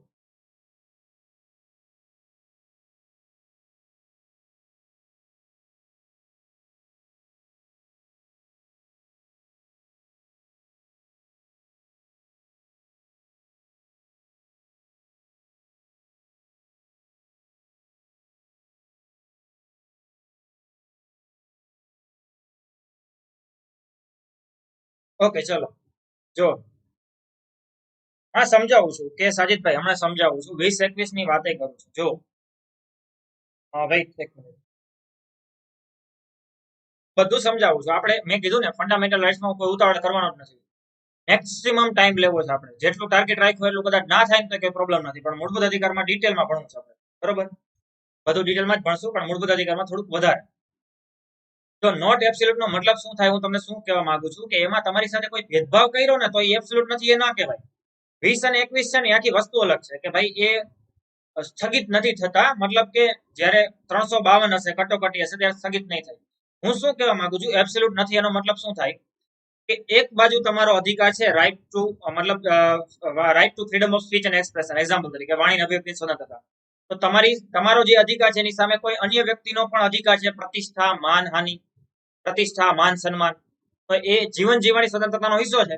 તો તમે right to freedom of speech નો એ લેવલનો ઉપયોગ ના કરી શકો કે જેથી કરીને કોઈ બીજાને તમે બદનામ કરી નાખો છો. બીજાને બદનામ કરવું ઇટ મીન્સ કે તમે એના ઉપર ખોટા આક્ષેપો કરો, ખોટો એને બદનામ કરી નાખો, ખોટો એને સમાજમાં ચિત્રો, ખોટી રીતે એના ઉપર આરોપ લગાવો કે આ XYZ આ કર્યું હતું, આવું હતું, આવું હતું, આ આવા વ્યક્તિ છે કે કાંઈ પણ. જો આવું થાય છે તો એના પ્રતિષ્ઠા અથવા તો માન છે એની ઉપર એની અસર થશે. અને એ માન હોવું, પ્રતિષ્ઠાથી જીવન જીવવું, એ પણ તમારો ફંડામેન્ટલ રાઇટ્સ આર્ટિકલ 21 નો હિસ્સો છે. તો તમને right to freedom of speech 100% છે, પણ એ લેવલની નહીં કે તમે કોઈને બદનામ કરી નાખો, કોઈનું માન ધોવાય એવું લેવલનું તમે સ્ટેટમેન્ટ આપો, એ લેવલની તમે સ્પીચનો ઉપયોગ કરો, એ લેવલની સ્વતંત્રતા તમારા પાસે નથી. તો એનો મતલબ થાય નોટ એબ્સોલ્યુટ. બીજો હજી એક એક્ઝામ્પલ આપું. મેં તમને કીધું 19(1)D મુજબ હરવા ફરવાની તમને સ્વતંત્રતા છે, ફ્રીલી તમે કોઈ પણ જગ્યાએ મૂવ કરી શકો છો, જઈ શકો છો 100%. પણ એનો મતલબ એ જ નહીં કે તમે કોઈ પણ જગ્યાએ જઈ શકો. એક્ઝામ્પલ તરીકે ઘણા બધા રિસ્ટ્રિક્ટેડ એરિયા છે. એક્ઝામ્પલ તરીકે ચલો ને, ગીરની અંદર અત્યારે સિંહનું જે જંગલ છે, એમાં સિંહનો અમુક વિસ્તાર છે, એમાં અત્યારે 2-3 મહિના માટે બધું પ્રોહિબિટેડ અથવા તો પ્રતિબંધિત હશે, તો અહીંયા જવા ઉપર અત્યારે બંધ જ છે. પણ તમે એમ કહો કે અમારે અહીંયા જવું છે, ના જવાનું હોય. ભલે એ જાહેર જગ્યા હોય, સરકારની જગ્યા હોય, નથી જવાનું. પ્રાઇવેટમાં તો આમે નથી જવાનું. પ્રાઇવેટ કોઈનું ઘર છે અને ઘરની અંદર તમે લટાર મારતા હોય, ચક્કર મારી આવો, તો એમ તો ન ચાલે. હવે તમે એને એમ કહો, એ તમને રોકે, કોઈ વ્યક્તિ માલિક રોકે કે ભાઈ તમે અમારા ઘરમાં શું કરો, તો તમે એમ કહો તમે અમને ન રોકી શકો, રાઈટ, કારણ કે અમારો ફંડામેન્ટલ રાઇટ્સ છે 19(1)D મુજબ હરવા ફરવાની સ્વતંત્રતા. મારી ઈચ્છા એમ થાય કે હું આજ તમારા ઘરમાં ફરું, તો એ ના ચાલે ને. સમજાય છે હું શું કહેવા માંગુ છું? કારણ કે એનો પણ પ્રાઇવસીનો અધિકાર છે. સમજાય છે? એટલે કહેવાય કે ફંડામેન્ટલ રાઇટ્સ છે ને ઇટ નોટ એબ્સોલ્યુટ, એટલે કોઈ પણ ભોગે કોઈ પણ પરિસ્થિતિમાં મળશે એવું નથી. એ જ રીતના માની લો કે 91D, હજી એક ઉદાહરણ તરીકે 144 લાગુ હોય ત્યારે, તો ત્યારે હથિયાર વગર એ ભેગું નથી થવાનું. હથિયાર વગર તો એકઠા થવાનું તમને છૂટ નથી જ કે 19(1)B મુજબ, પણ હથિયાર વગર એકઠા થઈ શકો છો. પણ જ્યારે 144 લાગુ હોય ત્યારે ફરવાય નથી નીકળવાનું, હરવા ફરવાની સ્વતંત્રતા નથી, અને એકઠા થવાની સ્વતંત્રતા નથી. સમજાય છે? તો કહેવાનો મતલબ કે fundamental rights is not a absolute. કોઈ પણ પરિસ્થિતિમાં કોઈ પણ ભોગે તમને રાજ્ય આપવા બંધાયેલ છે એવું નથી. હવે ક્લિયર સમજાઈ ગયું છે બધાને? એટલા માટે જ 19(1)D જે છે, 19(1)A જે છે ને, right to freedom of speech, એ સામાજિક સુરક્ષા, કાયદો અને વ્યવસ્થા, બદનક્ષી, આ બધી બાબતમાં એક્સેપ્શન છે. એટલે એ લેવલે તમે right to freedom of speech નો ઉપયોગ ના કરી શકો કે તમે બે ધર્મ વચ્ચે કટ્ટરતા ઊભી કરો. જો આવું કરશો ને તો તમારી right to freedom of speech ને સરકાર પ્રતિબંધિત કરી શકે છે. તમને ભાષણ દેવા ઉપર પ્રતિબંધ કરી દે અને પછી તમે એના કારણે સુપ્રીમ કોર્ટમાં જાઓ કે હાઈકોર્ટમાં જાઓ કે આ મારા અધિકાર છીનવે છે, મને ભાષણ નથી આપવા દેતા, તો એ ભાષણ તમને એટલા માટે નથી આપવા દેતા બીકોઝ ઓફ તમારી હિસ્ટ્રી એ રીતની થઈ ગઈ કે ભાઈ તમે પાસ્ટમાં ઘણા બધા ભાષણ આપવાના કારણે દંગા થઈ ગયા છે. તો આ જે છે ને એ ફંડામેન્ટલ રાઇટ્સ એબ્સોલ્યુટ નો થયા. એટલે કે તમારી right to freedom of speech એ લેવલે નથી કે રાજ્યની કાયદોની વ્યવસ્થા ખરાબ થઈ જાય. હવે ક્લિયર? નોટ એબ્સોલ્યુટ નો મતલબ બધાને સમજાઈ ગયો? એટલા માટે હું તમને કહું છું, હું મૂળભૂત અધિકાર તમને એ લેવલના સમજાવી દેવા માંગુ છું કે કોઈ પણ ડાઉટ્સ ભવિષ્યમાં કન્સેપ્ચ્યુઅલ ક્વેશ્ચન પૂછાય ને તોય ના રહેવું જોઈએ. ક્લિયર છે? ઓકે, ચલો નાવ એના પછી છે એન્ફોર્સેબલ અથવા તો જસ્ટિસેબલ. જસ્ટિસેબલ અથવા તો એન્ફોર્સેબલ નો મતલબ શું થાય? તો કે ભાઈ કોઈ પણ મૂળભૂત અધિકાર છે એ ફરજિયાત લાગુ કરવા જ પડશે. હવે કરવા જ પડશે એટલે શું? 144 વાળું ફરીથી કયો ને. હું છે ને તમને એક્સપ્લેન કરવાનો જ છું આગળના અનુચ્છેદની અંદર, પણ ફટાફટ એકવાર કહી દઉં છું. 144 એટલે કાંઈ નહીં, જેનો આપણે કહેશું જાહેરનામું. જાહેરનામું જ્યારે બહાર પડે ને કમિશનરેટ એરિયાની અંદર, ડીસીપી બહાર પાડતા હોય અને કમિશનરેટ એરિયા ના હોય તો એસડીએમ બહાર પાડતા હોય. જાહેરનામું બહાર પડે ત્યારે એવું કહી દે કે ભાઈ આટલા વ્યક્તિઓ એક સાથે ભેગા નથી થવાના. એટલે કે 3 કરતા વધારે વ્યક્તિ એક સાથે એકઠા નહીં થાય. 4 વ્યક્તિ એક સાથે એકઠા થાય તો એ જાહેરનામાનો ભંગ થાય. એ પછી લો એન્ડ ઓર્ડરને મેન્ટેન કરવા માટે જાહેરનામું બહાર પાડવામાં આવતું હોય. એટલે ત્યારે પછી તમે એમનેમ પણ એકઠા નથી થઈ શકતા. સમજાઈ ગયું?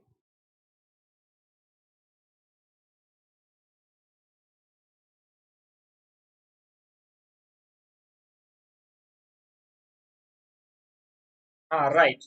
પણ હવે જો એવું ડોનાલ્ડ ટ્રમ્પના એમ કોઈ અધિકાર નહોતા છીનવા, પણ એ તો હવે આખી વસ્તુ જ અલગ હતી. એ ટ્વિટર વાળાનો પર્સનલ પ્રોબ્લેમ હતો કે એને બધું બેન કરી દીધું. સરકારે કઈ નથી કર્યું, પર્સનલી ટ્વિટરે એવું બધું કર્યું. ઓકે, ચલો નાવ આગળ આવે વધી આપણે એન્ફોર્સેબલ અને જસ્ટિસેબલ. હજી તો જો આ જસ્ટ એક નાનું ટ્રેલર છે ફંડામેન્ટલ રાઇટ્સનું. તમે જસ્ટ ઇમેજિન કરી લ્યો કે હું તમને જસ્ટ આ તો ખાલી શરૂઆતનું એક્સપ્લેનેશન આપું છું કે ફંડામેન્ટલ રાઇટ્સના કેરેક્ટરિસ્ટિક શું છે. હજી એના આર્ટિકલ અને એની અંદર પાછા બધા કેસ ભણવાના બાકી છે. બધા કેસ ખોલ નાખીશું. હા, ત્યારે લાગેલું હતું, રાઈટ. ઓકે, ચલો કોઈ પણ લો એન્ડ ઓર્ડર ની જ્યારે સિચ્યુએશન ખરાબ હોય ને ત્યારે 144 લાગુ કરી દેવામાં આવતી હોય સરકાર દ્વારા. ચલો હવે આગળ વધીએ. એન્ફોર્સેબલ અથવા તો જસ્ટિસેબલ ન્યાયિક છે અથવા તો ફરજિયાત લાગુ કરી શકાય એવા છે. એટલે શું? તો એન્ફોર્સેબલ મતલબ એવો થાય કે લાગુ કરવા માટે ફરજિયાત કોર્ટ છે આદેશ કરી શકે છે. એટલે કે કોર્ટ આવું કહી શકે કે ના હવે તો તમારે આવું કરવું જ પડશે. એક્ઝામ્પલ તરીકે અત્યારે પ્રોહિબિશન એક્ટ ની અંદર રીટ થઈ ગઈ છે. જો ભવિષ્યમાં હાઈકોર્ટ એવો ચુકાદો આપે કે હા એ ફંડામેન્ટલ રાઇટ્સ નું વાયોલેશન છે, તો પછી સરકારે એમાં કંઈક વિચારવું પડશે, કાં સુધારો કરવો પડશે, કાં પછી સુપ્રીમ કોર્ટમાં જશે સરકાર. પણ કહેવાનો મતલબ એ છે કે જ્યારે સુપ્રીમ કોર્ટ કે હાઈકોર્ટ એવો કંઈ પણ ચુકાદો આપીને એમ કે છે કે ના આ તમારે લાગુ કરવું પડશે, તો એ કરવું જ પડે. એક્ઝામ્પલ તરીકે કોઈ પોલીસ વાળા કોઈ વ્યક્તિની ધરપકડ કરે છે અને આર્ટિકલ 22 નું વાયોલેશન કરે, એટલે કે કોઈની ધરપકડ કર્યાના 24 કલાકમાં કોર્ટમાં હાજર ના કરે, એનો મતલબ ગેરકાયદેસર ધરપકડ થઈ. અને પછી કોર્ટ એને કહેશે કે ટુ હેવ બોડી ઓફ, એટલે કે હેબિયસ કોર્પસની રીટ કરશે.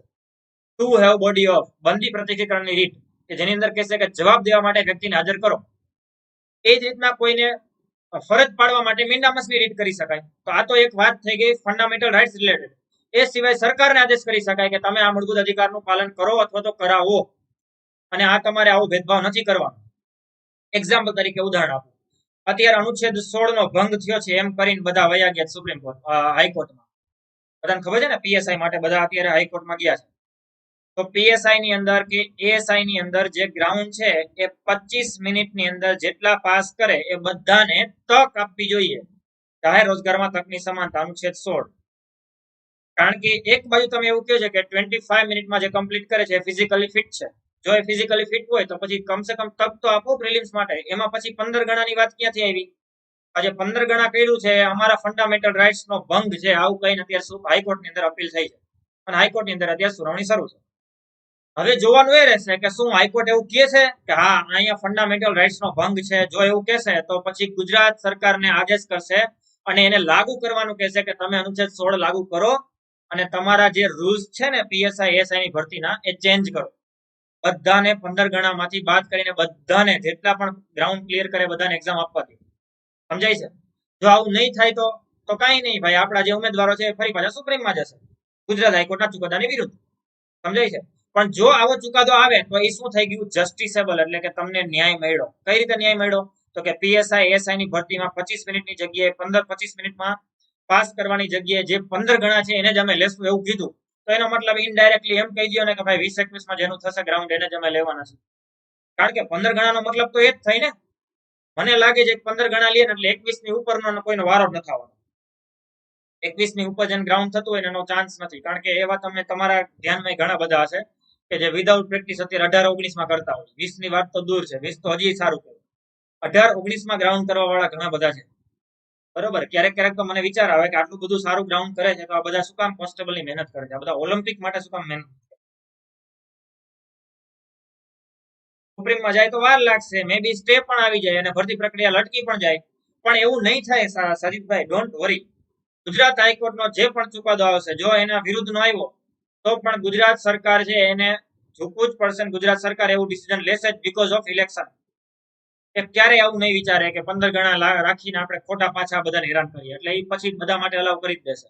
અને મે બી પોસિબિલિટી વધારે છે કે જેની અંદર ગુજરાત હાઈકોર્ટનો ચુકાદો એવો જ આવવાનો છે કે જેની અંદર લગભગ બધાને એક્ઝામ આપવાની છૂટ મળશે. સમજાય છે? 25 ગણાની જગ્યાએ મતલબ 15 ગણાની જગ્યાએ 25 મિનિટમાં પાસ કરે બધાને ગ્રાઉન્ડ આપવાની છૂટ મળશે. તો એ શું થયું? જો એ શું થયું, ગુજરાત હાઈકોર્ટમાં ચુકાદો માટે તમે શું કર્યું? તો તમે અપીલ કરી, અથવા તો જે ઉમેદવારો અપીલ કરી. શું કામ અપીલ કરી? તો કે જસ્ટિસેબલ છે આ એક્ટ, ફંડામેન્ટલ રાઇટ્સ એટલા માટે. તો મૂળભૂત અધિકારના કારણે અનુચ્છેદ 16 નો ભંગ છે પીએસઆઈ ની અંદર એસઆઈ ની અંદર 25 મિનિટની જગ્યાએ તમે 15 ગણા કર્યું ને એમ કરીને ગુજરાત હાઈકોર્ટમાં જે કેસ ગયો એના કારણે આને આપણે કહેશું જસ્ટિસેબલ. કારણ કે જો ગુજરાત હાઈકોર્ટ આના ઉપર ન્યાય કરશે જસ્ટિસેબલ થઈ ગયું. અને બીજું એ એવું કહેશે કે ના તમારે આવું નથી કરવાનું, ગુજરાત સરકારને કહેશે, પોલીસ ડિપાર્ટમેન્ટને કહેશે કે રૂલ્સ ચેન્જ કરો, તો આ થઈ ગયું એન્ફોર્સેબલ, એટલે કે લાગુ કરવાનું કીધું કે અનુચ્છેદ 16 તમે પાલન કરો, 16 ને લાગુ કરાવો. તમારે બધાને તક તો આપવી જ જોઈએ. તો એટલા માટે કહેવાય છે fundamental rights is a absolute sorry is a enforceable અને જસ્ટિસેબલ, એટલે કે એને લાગુ કરી શકાય અને ન્યાયિક છે. હવે ક્લિયર બધાને? સમજાઈ ગયું છે?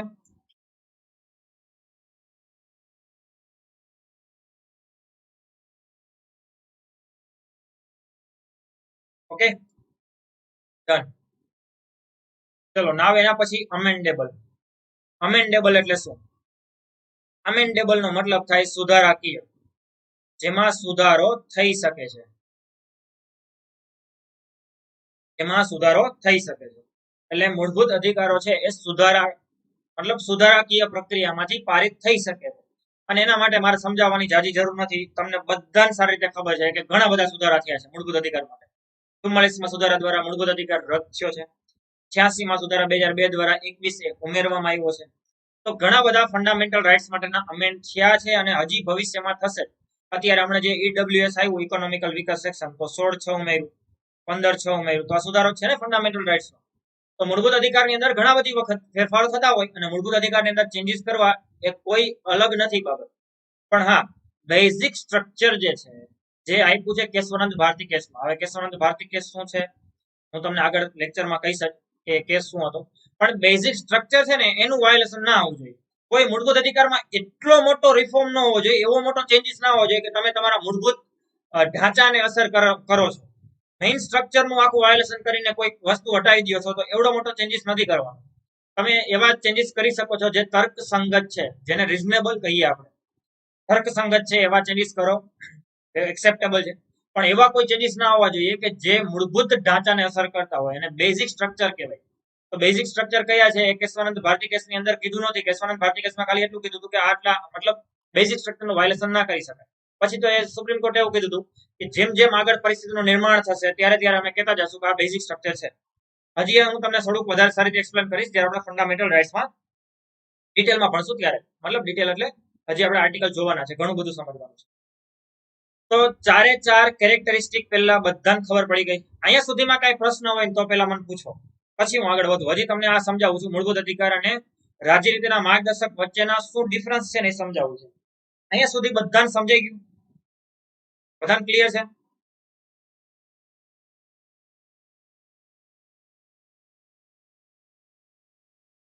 કે ને ડન ને? ઓકે ચલો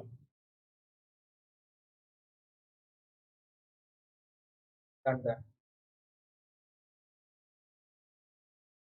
ચલો જો હવે મૂળભૂત અધિકાર રાજનીતિના માર્ગદર્શક સિદ્ધાંત એટલે કે ફંડામેન્ટલ રાઇટ્સ અને ડીપીએસપી વચ્ચે શું ફરક છે થોડું ઘણું એ છે એકવાર સમજી લઈએ.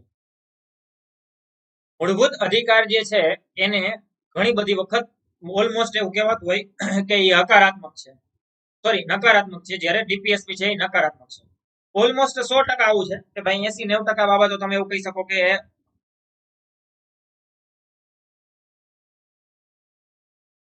ઓકે હા રિવિઝન કરાવી દઉં છું રવિરાજસિંહ. ચલો હું એકવાર છે ને પેલા આ એક લાઈન છેલ્લી પૂરી કરી લઉં, પછી ફટાફટ આપણે એક રિવ્યુ જોઈ લેશું. ઓકે, અને પછી આપણે આગળ વધશું. જો હવે મૂળભૂત અધિકાર છે ને એને આપણે કહેશું, મૂળભૂત અધિકાર છે એને આપણે કહેશું કે ભાઈ નકારાત્મક છે, જ્યારે ડીપીએસપી છે એ હકારાત્મક છે. હવે ડીપીએસપી તો હકારાત્મક છે એવું તમે કહી શકો, પણ મૂળભૂત અધિકાર છે એ બધા નકારાત્મક છે એવું નથી. ઓલમોસ્ટ મોટા ભાગના છે નકારાત્મક એટલા માટે કે ભાઈ જેમ કે એક્ઝામ્પલ તરીકે હું તમને થોડુંક સારી રીતે સમજાવું. જસ્ટ મિનિટ, થોડુંક ઇરેઝ કરી નાખું છું એટલે તમને થોડુંક ક્લિયર થઈ જાય બધું. ચલો જો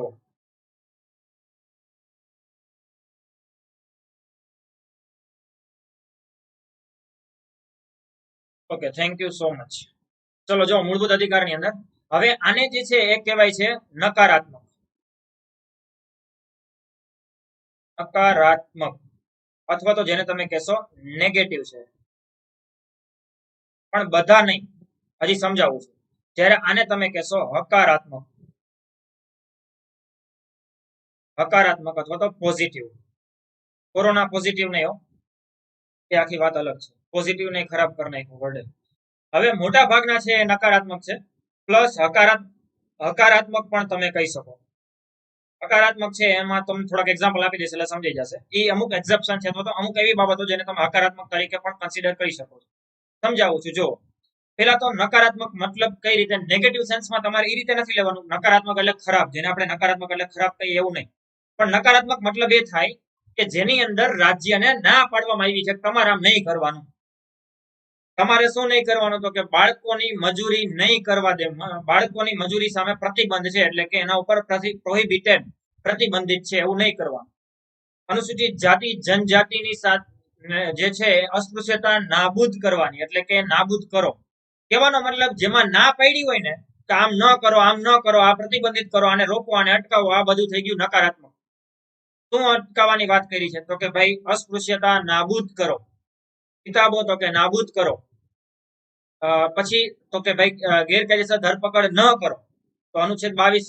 એ જ રીતના વાત કરીએ તો મનુષ્ય વેપાર ન થાય એ જો, અથવા તો મનુષ્ય વેપાર અને બળજબરી પૂર્વકની મજૂરી પર પ્રતિબંધ, પ્રોહિબિટેડ.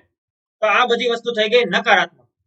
હકારાત્મક નો મતલબ એ થાય કે જેમાં કીધું છે કે તમે આવું કરો તો તમે વાણીના વ્યક્તિની સ્વતંત્રતા આપો, હરવા ફરવાની સ્વતંત્રતા આપો, બરોબર, સ્થાયી થવાની સ્વતંત્રતા આપો. તો આ બધી સ્વતંત્રતાના લગતા જે અધિકારો થઈ ગયા. અમુક ધાર્મિક સ્વતંત્રતા થઈ ગયા, કોઈ પણ ધર્મ માનવાની, પાળવાની, પાલન કરવાની સ્વતંત્રતા, તો એ પાછું હકારાત્મક છે. જ્યારે કર ઉઘરાવા સામે રક્ષણ, જે કર ન ઉઘરાવો એ પાછું નકારાત્મક થઈ ગયું. એટલે જેમાં ના પાડવાની વાત છે ને, ડાયરેક્શન આપ્યું હોય ને સ્ટેટને, જેમાં રાજ્યને એવું ડાયરેક્શન આપ્યું છે કે તમે આમ ન કરો એ બધું નકારાત્મક છે. જેમાં કીધું હોય કે આટલું કરો એ બધું હકારાત્મક છે. હજી થોડુંક સરખી રીતે સમજાવું, સમજાઈ જશે. ડીપીએસપી ની અંદર બધું એટલે કે ડીપીએસપી નો મતલબ થાય રાજ્ય નીતિના માર્ગદર્શક સિદ્ધાંતો, જેને આપણે કહેશું ભાગ 4. હવે રાજ્ય નીતિના માર્ગદર્શક સિદ્ધાંતો જે ભાગ 4 છે ને એમાં તો ઓલમોસ્ટ હકારાત્મક જ કહી શકાય. શું કામ? એટલે હકારાત્મક એટલા માટે કારણ કે ઓલમોસ્ટ બધામાં રાજ્યને એવું ડાયરેક્શન આપ્યું છે કે તમે ખેતી અને પશુપાલન માટે યોજના બનાવો, તમે વન પર્યાવરણનું જતન કરો, તમે પશુ પક્ષી વન્ય પ્રાણીઓનું જતન કરો, સાંસ્કૃતિક વારસાનું જતન કરો, ઓબીસી એસસી એસટી ની આર્થિક શૈક્ષણિક અભિવૃદ્ધિ થાય તેવા પ્રયત્ન કરો, તમે મજૂરોના જીવન નિર્વાહ માટે જરૂરી વેતન અને ભથ્થા લાગુ કરો, તમે પંચાયતી રાજને ઇમ્પ્લિમેન્ટ કરો. સમજાય છે શું કહેવા માંગુ છું? જાહેર આરોગ્યની બાબતમાં રાજ્યની ફરજ છે કે પોષણયુક્ત આહાર અને જીવન ધોરણ આપે. જાહેર આરોગ્યની બાબતમાં રાજ્ય સરકાર પોતાના પ્રયત્ન કરે. અનુચ્છેદ 45 મુજબ તો કે બાળપણ પહેલાની કાળજી લે રાજ્ય સરકાર અથવા તો રાજ્ય. અનુચ્છેદ 12 અને અનુચ્છેદ 36 બંનેની ડેફિનેશન સેમ છે, સમજાવીશ તમને આગળ. રાજ્ય એવું એન્શ્યોર કરે કે ભાઈ બાળપણ પહેલાની કાળજી અને 6 વર્ષથી નાની વયના બાળકોને શિક્ષણ પ્રાપ્ત થાય. તો આ બધી વસ્તુ જે થઈ ગઈ ને એ હકારાત્મક થઈ ગઈ. કઈ રીતે? તો કે સ્ટેટને એવું ડાયરેક્શન આપ્યું કે જો તમે આટલું આટલું કરશો તો એક વેલફેર સ્ટેટની સ્થાપના થશે.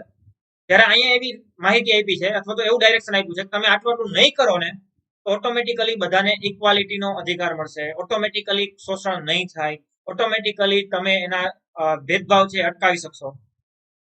અમુકની અંદર 100% હકારાત્મક પણ કહી શકો, મેં તમને જે વાત કરી. તો આટલી વસ્તુથી તમને પહેલા ક્લિયર થઈ ગયું કે ડીપીએસપી અને ફંડામેન્ટલ રાઇટ્સ જે છે એમાં હકારાત્મક નકારાત્મક એટલે શું? બધાને સમજાઈ ગયું છે?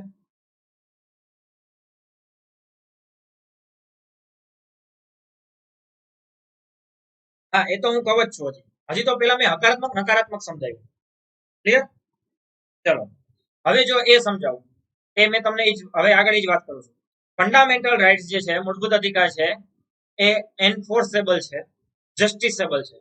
જ્યારે ડીપીએસપી છે એ જસ્ટિસેબલ નથી, એટલે કે નોન જસ્ટિસેબલ છે.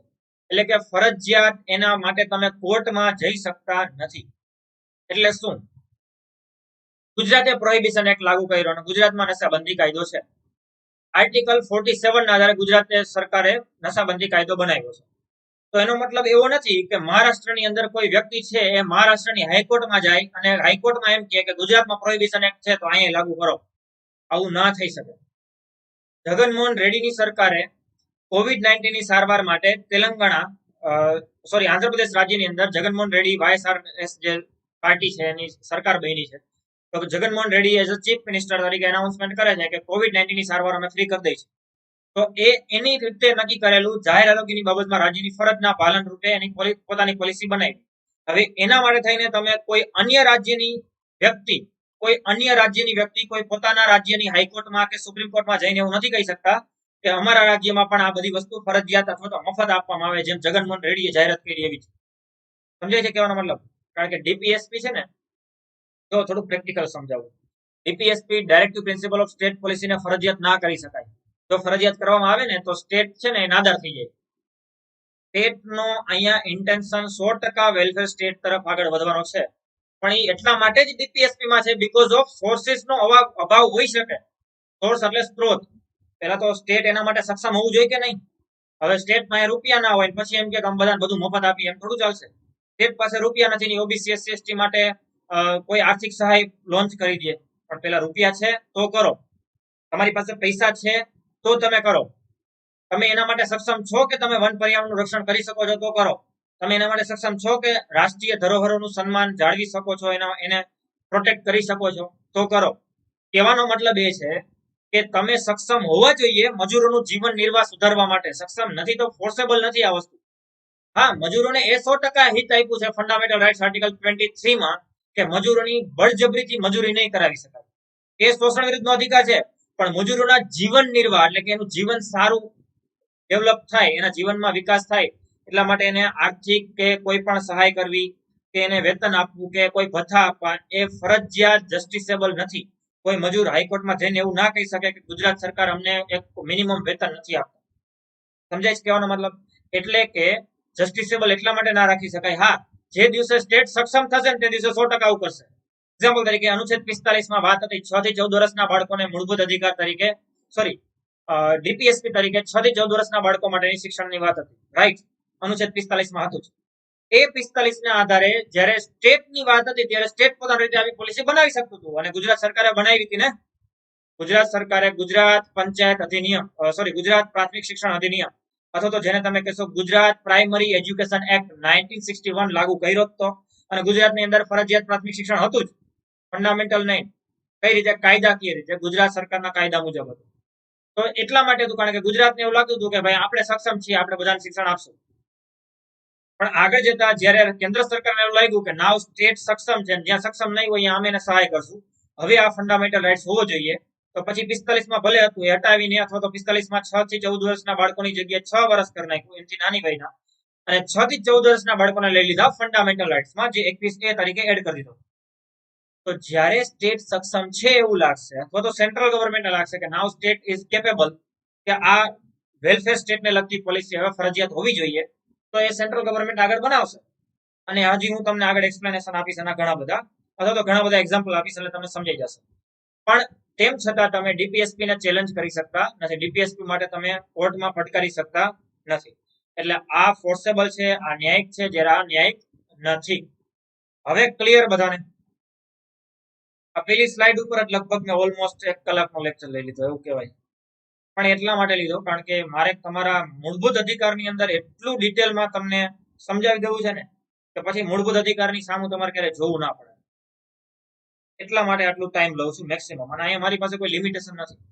બાકી ઘણી બધી વખત શું થતું હોય, ફંડામેન્ટલ રાઇટ્સ બહુ બધી વખત એક્ઝામ્પલ આપવા હોય, પણ એક લિમિટેશન હોય છે ઓફલાઈન પેજની. નો ડાઉટ એ પણ એની રીતે પરફેક્ટ જ છે બધું, બીકોઝ એ પણ એક સ્ટ્રક્ચર છે. ટાઈમ નક્કી હોય છે કે 3-4 મહિને બેચ પૂરી કરવાની એક સ્ટ્રક્ચર હોય છે મેનેજમેન્ટનું, જે મુજબ અમુક કલાકો ભણાવવાની હોય છે. ત્યારે અહીંયા મારી પાસે એવી રીતની કોઈ લિમિટેશન નથી, એટલે જેટલું ઇમ્પોર્ટન્ટ છે ને એટલું કરશું. બાકી આપણે ખોટું કારણ વગરનું ભણવું નથી. કારણ વગરની કલાકો આમથી નહીં ખેંચવું, પણ જેમાં જેટલું જરૂરી છે ને એટલું તો ભણવાનું છે. હવે અહીંયા સુધીનું બધાને ક્લિયર છે? Okay, done. ચલો, તો મૂળભૂત અધિકારનો ઇતિહાસ જોઈ લીધો. મેગ્ના કાર્ટા અધિકાર પત્ર ઈસવીસન 1215, યુએસ ની વાત કરી લીધી, કરાચી અધિવેશનની વાત કરી, 300A ની વાત કરી, રાજ્ય કઈ રીતે 12 મુજબ ડેફિનેશન છે, સુપ્રીમ કોર્ટ કઈ રીતે ગાર્ડિયન ઓફ ધી અથવા તો guardian of the fundamental rights, અથવા તો વાલી કઈ રીતે કહેવાય છે, કઈ રીતે અનુચ્છેદ 13 મુજબ પ્રોટેક્ટ કરે છે, એ બધી વાત જોઈ લીધી. એનું મહત્વ શું છે સમજાવી દીધું મેં તમને.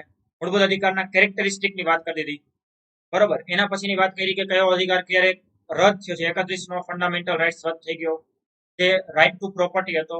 91F માં હતો, જે રદ થયો છે 44 માં સુધારો 1978 માં, અને હવે એ 300A માં કાનૂની અધિકાર તરીકે છે, અને ભાગ 12 માં છે, જેને તમે લીગલ રાઇટ અથવા તો કોન્સ્ટિટ્યુશનલ રાઇટ્સ પણ કહી શકો.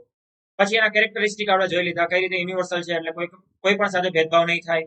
નોટ એબ્સોલ્યુટ, એટલે કે ફરજિયાત એ કોઈ પણ રીતે બધાને મળશે એવું જરૂરી નથી.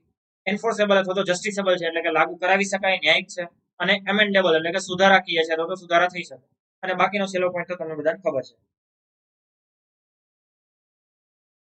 રાઈટ, હા. ફંડામેન્ટલ રાઇટ્સમાં તમે કોર્ટમાં જઈ શકો છો. ફંડામેન્ટલ રાઇટ્સ તમને ના મળે ને તમે કોર્ટમાં જઈ શકો, પણ ડીપીએસપી માટે તમે કોર્ટમાં નથી જઈ શકતા, because it's not justiciable. Clear? Parmar Bipinbhai એમ કે છે કે સર રોજના 2 લેક્ચર લ્યો. 100% બિપિનભાઈ, હું ફ્રી હોત ને તો 100% 2 લેક્ચર લેત, પણ હવે છે ને શેડ્યુલ પોસિબલ નથી બનતું એવું. બટ હવે કંઈક કરશું આપણે પ્લાનિંગ, બરોબર. એક લેક્ચર આમાં ને એક લેક્ચર અનએકેડમીમાં રેગ્યુલર રાખવાનો પ્લાન છે. પહેલા તો એ થઈ જાય ને તોય ઘણું છે.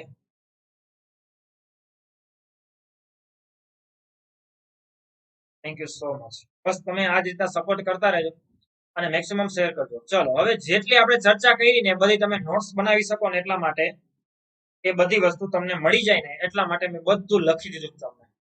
જેટલી ચર્ચા કરી ને અત્યાર સુધી મેં જેટલું બોલ્યો ને બધું આમાં લખેલું છે, એટલે એકવાર ફટાફટ રિવાઇઝ કરી દઉં છું. ઓકે, કારણ કે તમે ઘણા બધા એવું કહેતા હોય છે કે સર નોટ્સ બનાવતા હોય છે, તો પછી કારણ કે આવું બધું મેં રાખ્યું હોય ને, આવું બધું લખ્યું હોય, એમાંથી નોટ્સ બનાવી થોડી અઘરી પડે, એટલા માટે થોડુંક તમારી હેલ્પ કરી દીધી છે. મૂળભૂત અધિકારનો સ્ત્રોત અમેરિકાના બંધારણમાંથી લેવામાં આવ્યો છે. નૈતિક બૌદ્ધિક આધ્યાત્મિક વિકાસ માટે જરૂરી છે. મૂળભૂત અધિકારો ફરજિયાત છે, એટલે કે અધિકાર આપવા માટે રાજ્ય બાધ્ય છે. ચર્ચા કરી લીધી. મૂળભૂત અધિકારનો સૌપ્રથમ ઉલ્લેખ 1215 માં બ્રિટનના મહારાજા સમ્રાટ જોન દ્વારા બહાર પાડવામાં આવેલા મેગ્ના કાર્ટા અધિકાર પત્રમાં હતો. ચર્ચા થઈ ગઈ આપણે. મેગ્ના કાર્ટા અધિકાર પત્ર હતું એટલા માટે જ એને મૂળભૂત અધિકારને મેગ્ના કાર્ટા તરીકે ઓળખવામાં આવે છે. સરદાર વલ્લભભાઈ પટેલે 1931 માં કરાચી અધિવેશનમાં માંગ કરી હતી. ચર્ચા થઈ ગઈ આપણે. ઓકે, મૂળભૂત અધિકાર જસ્ટિસેબલ છે, એટલે કે તેના માટે કોર્ટમાં અપીલ કરી શકો છો. અને ભાગ 4 નોન જસ્ટિસેબલ છે, એટલે ફરજિયાત નથી, તેના માટે કોર્ટમાં અપીલ કરી શકાતી નથી. આ બધું મેં ચર્ચા કરી જ છે. જે નવા વિદ્યાર્થી જોઈન થતા હોય એને ખાલી કહી દઉં, આ બધું ચર્ચા કરી લીધી આપણે. 1 કલાક સુધી ચર્ચા કરી. આ તો તમારી નોટ્સ બનાવવા તમને હેલ્પફુલ થઈ જાય ને એટલા માટે જસ્ટ સ્લાઇડમાં રાખીને એકવાર વંચાવી દઉં છું તમને. મૂળભૂત અધિકારો જે છે એ ભારતના નાગરિકોને જ પ્રાપ્ત થાય છે. અમુક મૂળભૂત અધિકારો છે કે જે વિદેશી નાગરિકોને પણ પ્રાપ્ત થશે, પણ શત્રુ નાગરિકોને અમુક મૂળભૂત અધિકારો પ્રાપ્ત થતા નથી. હવે કયા છે, શું કઈ છે, આપણે આગળ ભણશું. આ બધી ચર્ચા કરી લીધી, એ સમજાવી દઉં છું તમને. મૂળભૂત અધિકારો અનુચ્છેદ 32 અને 226 મુજબ રીટ બહાર પાડી શકાય, તો એ મેં તમને હમણાં સમજાવ્યું. અનુચ્છેદ 32 મુજબ કઈ કઈ રીટ, habeas corpus, mandamus, prohibition, certiorari, કોવરન્ટો, બધી જ આપણે ચર્ચા કરી લીધી છે. ઓકે, ચલો હવે એક હું પોઈન્ટ મેં તમને હમણાં આગળ ઉલ્લેખ નથી કર્યો, તો આ એક પોઈન્ટ પૂછી લઉં છું અને એક ચર્ચા કરી લઈશ આના ઉપર. ચલો, એક ક્વેશ્ચન છે મારો. અનુચ્છેદ 32 મુજબ 5 પ્રકારની રીટ છે એ સુપ્રીમ કોર્ટ હાઈકોર્ટ બહાર પાડે છે. મતલબ 5 પ્રકારની રીટ જે અનુચ્છેદ 32 માં આપી છે, જેને આપણે રેમેડીઝ કહીએ છીએ, તો બંધારણ ઇલાજનો અધિકાર કહીએ છીએ. Habeas corpus, mandamus, prohibition, certiorari, quo warranto. મારો પ્રશ્ન એ છે કે 226 મુજબ પ્લસ એક વધારાની રીટ જે છે, જાહેર કાનૂન ભંગની બાબતમાં રીટ બહાર પાડી શકે છે હાઈકોર્ટ. મારો પ્રશ્ન છે વાય, શું કામ હાઈકોર્ટ રીટ બહાર પાડી શકે? અને આન્સર આપો. ચલો, અનએકેડમી સિવાય બીજા લેક્ચર શેમાં આવે છે સર? અનએકેડમીમાં જ અત્યારે લેટ્સ ટેક ગુજરાત એક્ઝામમાં પહેલા આપણે દિવ્યાંગ જોશી ભાઈ, પહેલા આપણે છે ને ગુજરાત 360 માં અત્યાર સુધી ભણતા હતા. પહેલેથી લઈને અત્યાર સુધીના 20, 25 કે 30 થી વધારે લેક્ચર હશે, મે બી 30 થી 30, 40, 30, 35 લેક્ચર હશે મિનિમમ. એની અંદર મતલબ અલગ અલગ, અમુક પછી એમાં બધા આવી ગયા હોય, મેગા રિવિઝન ને ઘણું બધું. એ બધું ગુજરાત 360 માં છે. એના પછીનું ભાગ 2 પછીનું જે છે ને, એ બધું લેટ્સ ટેક ગુજરાત એક્ઝામ હવે આપણે આ મહિનાથી શરૂ કર્યું છે. ઓકે, કઈ સમજાણું નહીં? ઓકે, ફરીથી એકવાર ક્વેશ્ચન પૂછું છું. ઓકે, સમજાણું નહીં એમ કે છે કેપ્ટન જેક સ્પેરો. અચ્છા, ઓકે, ચલો જો ક્વેશ્ચન મારો એ છે કે અનુચ્છેદ 32 મુજબ 5 પ્રકારની રીટ આવે, habeas corpus, mandamus, prohibition, certiorari, કોવરન્ટો. બરોબર, 5 રીટ હાઈકોર્ટે બહાર પાડે, સુપ્રીમ કોર્ટે બહાર પાડે. મારો ક્વેશ્ચન એ છે કે તમે એવું વાંચ્યું હશે કે 226 મુજબ એક વધારાની રીટ હાઈકોર્ટ બહાર પાડી શકે છે જાહેર કાનૂન ભંગની બાબતમાં. કોઈ પણ લો એન્ડ ઓર્ડર ની અંદર હાઈકોર્ટ રીટ બહાર પાડી શકે જાહેર કાનૂન ભંગની બાબતમાં. અને એટલા માટે જ એવું કહેવાય છે કે હાઈકોર્ટ રીટ બહાર પાડવાના કાર્યક્ષેત્રમાં સર્વોચ્ચ છે. સુપ્રીમ કોર્ટ કરતા એ સર્વોચ્ચ કાર્યક્ષેત્ર હાઈકોર્ટ નું ગણાય છે. આના પાછળનું રીઝન શું છે? વાય? ક્વેશ્ચન મારો આ છે, સમજાવો.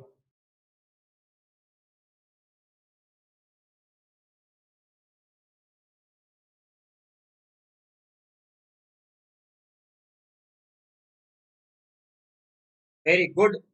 સિસોદિયા મહાવીસીએ કીધું કે કાનૂન એ રાજ્યનો સબ્જેક્ટ છે. એક્ઝેક્ટ આન્સર આવી ગયો છે. બરોબર, કાયદો અને વ્યવસ્થા સબ્જેક્ટ કોનો છે? રાજ્યનો છે. રાઈટ, સમજાઈ ગયું. રાજ્યનો સબ્જેક્ટ છે. લો એન્ડ ઓર્ડર, કાયદો અને વ્યવસ્થા કોનો સબ્જેક્ટ છે? રાજ્યનો સબ્જેક્ટ છે. તો રાજ્યની હાઈકોર્ટ જે સત્તા હોય ને, એક્ઝામ્પલ તરીકે પ્રોહિબિશન એક્ટ ગુજરાતમાં છે, ગુજરાતમાં દારૂબંધી છે, મહારાષ્ટ્રમાં નથી, રાજસ્થાનમાં નથી, તો અહીંયા થોડો દારૂબંધીનો ભંગ થઈ જવાનો છે. ગુજરાતમાં ગૌ હત્યા પ્રતિબંધ એક્ટ છે, તો ગુજરાતમાં ગાયોની હત્યા ઉપરનો કાયદો છે, એનો ભંગ ગુજરાતમાં થશે, મધ્યપ્રદેશમાં નહીં થાય. સોરી, રાજસ્થાનમાં કે મહારાષ્ટ્રમાં નહીં થાય. મધ્યપ્રદેશમાં મે બી છે લગભગ, આઈ થિંક, શ્યોર નથી. યુપીમાં તો છે. પણ કહેવાનો મતલબ એ છે કે કાયદો અને વ્યવસ્થા રાજ્યનો સબ્જેક્ટ છે. રાજ્ય વાઇઝ એ ડિફરન્ટ હોઈ શકે છે. કાયદોની વ્યવસ્થા સ્ટેટ સબ્જેક્ટ છે, તો પછી સ્ટેટની જે સર્વોચ્ચ અદાલત છે, સ્ટેટની સર્વોચ્ચ અદાલત ઇટ મીન્સ કે વડી અદાલત, જેને આપણે હાઈકોર્ટ કહીએ, તો પછી એને પાવર આપો ને ભાઈ, કે એના ગામનો કાયદો વ્યવસ્થા છે, એના ગામનો કાયદો વ્યવસ્થા એ નક્કી કરે કે જો એનો ભંગ થયો છે તો રીટ એ બહાર પાડે. એટલા માટે 32 મુજબની 5 રીટો તો બહાર પાડશે જ, પણ એક વધારાની રીટ હાઈકોર્ટ બહાર પાડી શકે છે because of state subject. Law and order, કાયદો વ્યવસ્થા, જાહેર કાનૂન ભંગ રાજ્યનો સબ્જેક્ટ છે.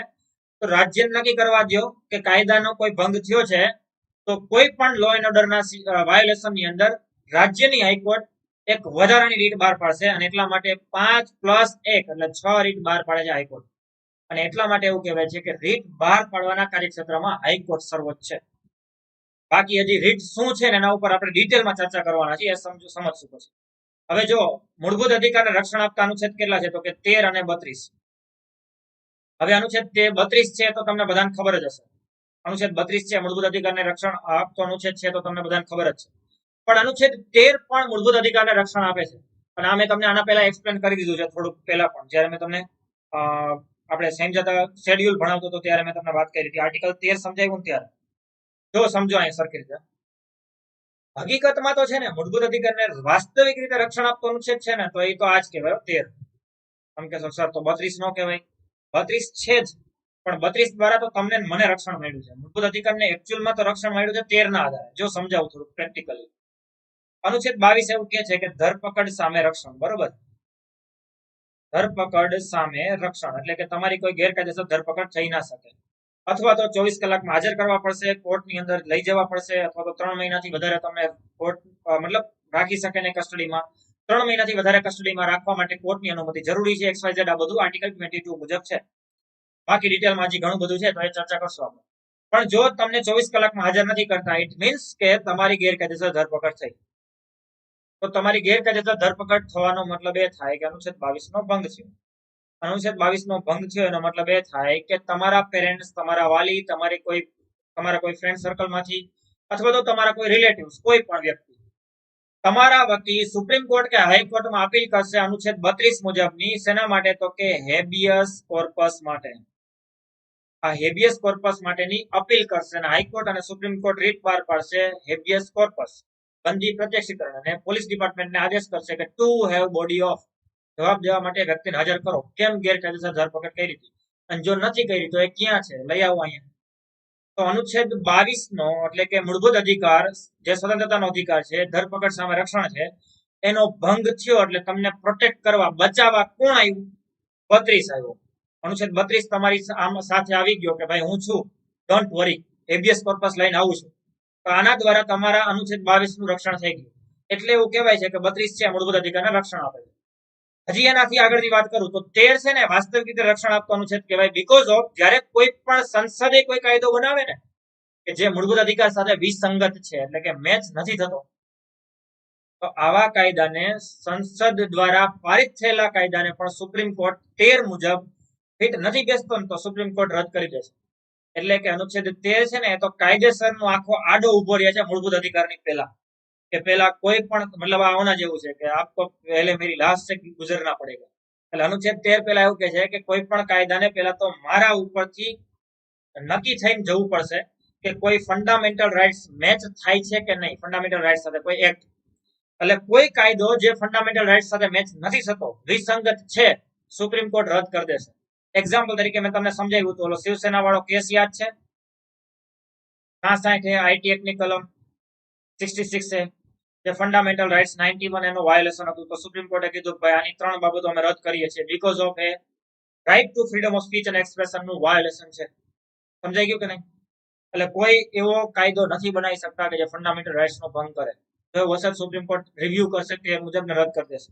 અને એટલા માટે હા હા બે ગર્લ્સ વાળો જે આખો મતલબ હતો, શાહીન ડાઢા અને રીનુ શ્રીનિવાસન, જે કેસના નામ, એનું કેસનું નામ છે Shreya single versus union of India. Okay,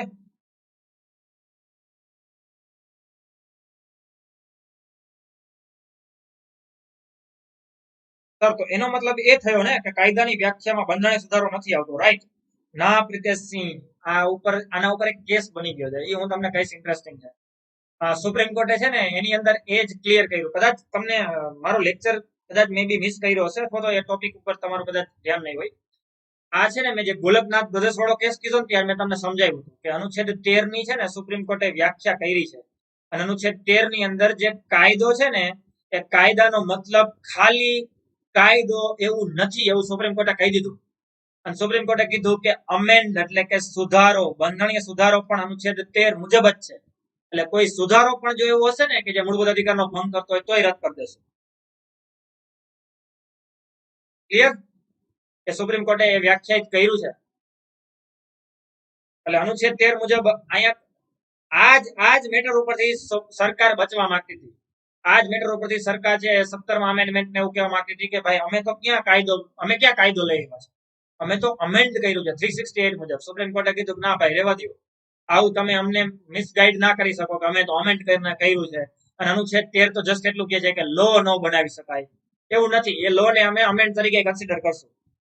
okay, એ મેં તમને ગોલકનાથ બ્રધર્સ કેસમાં શેડ્યુલની અંદર થોડું ક્લિયર કર્યું છે, જોઈ લેજો. પણ મને ખબર જ છે કે શેડ્યુલમાં કીધું હોય તો બીજી વાર અહીંયા આપણે રિપીટ કરવું જ પડશે. અને એટલા માટે એ કેસ સ્ટડી મેં રાખી જ છે, આપણે હમણાં એક્સપ્લેન કરીએ. ઓકે, ચલો હવે આર્ટિકલ 13 અને 32 બધાને ક્લિયર ના આવે. એના પછી મૂળભૂત અધિકાર ફેરફાર કરવા માટે બંધારણ સુધારો જરૂરી છે, તો એમાં તમને વાત કરી છે. મૂળભૂત અધિકારની સંખ્યા શરૂઆતમાં 7 હતી, અત્યારે 44માં સુધારા દ્વારા. આ બધું મેં હમણાં તમને સમજાવ્યું જ છે. આ તો જસ્ટ સ્લાઇડ એક રાખી છે જેથી કરીને તમને નોટ્સ બનાવવામાં ઈઝી પડે. બાકી આપણે હમણાં આ બધી ચર્ચા કરી લીધી. બધા એગ્રી છો ને? બાકી જે નવા વિદ્યાર્થી આવ્યા હોય ને બધાને એમ થશે કે સર બધું પૂરું કરી નાખ્યું, તો એવું નથી. બધું એક્સપ્લેન કરી દીધું છે મેં તમને. જસ્ટ આ તો એક સ્લાઇડ રાખી છે કે જેટલું મેં તમને એક્સપ્લેન કર્યું હોય ને તમને નોટ્સ બનાવવામાં કામ આવે. સરદાર વલ્લભભાઈ પટેલ મૂળભૂત અધિકાર સમિતિના અધ્યક્ષ હતા અને જેબી કૃપલાની પેટા સમિતિના અધ્યક્ષ હતા. ક્લિયર? ચાલો નાવ એના પછી કન્ટિન્યુ કરું કે કાલથી રાખીએ, તમે કયો એમ કરીએ. હજી આપણે 11 વાગ્યા સુધી તો આર્ટિકલ 12 અને 30 અને એક કેસ હું કહી દઉં.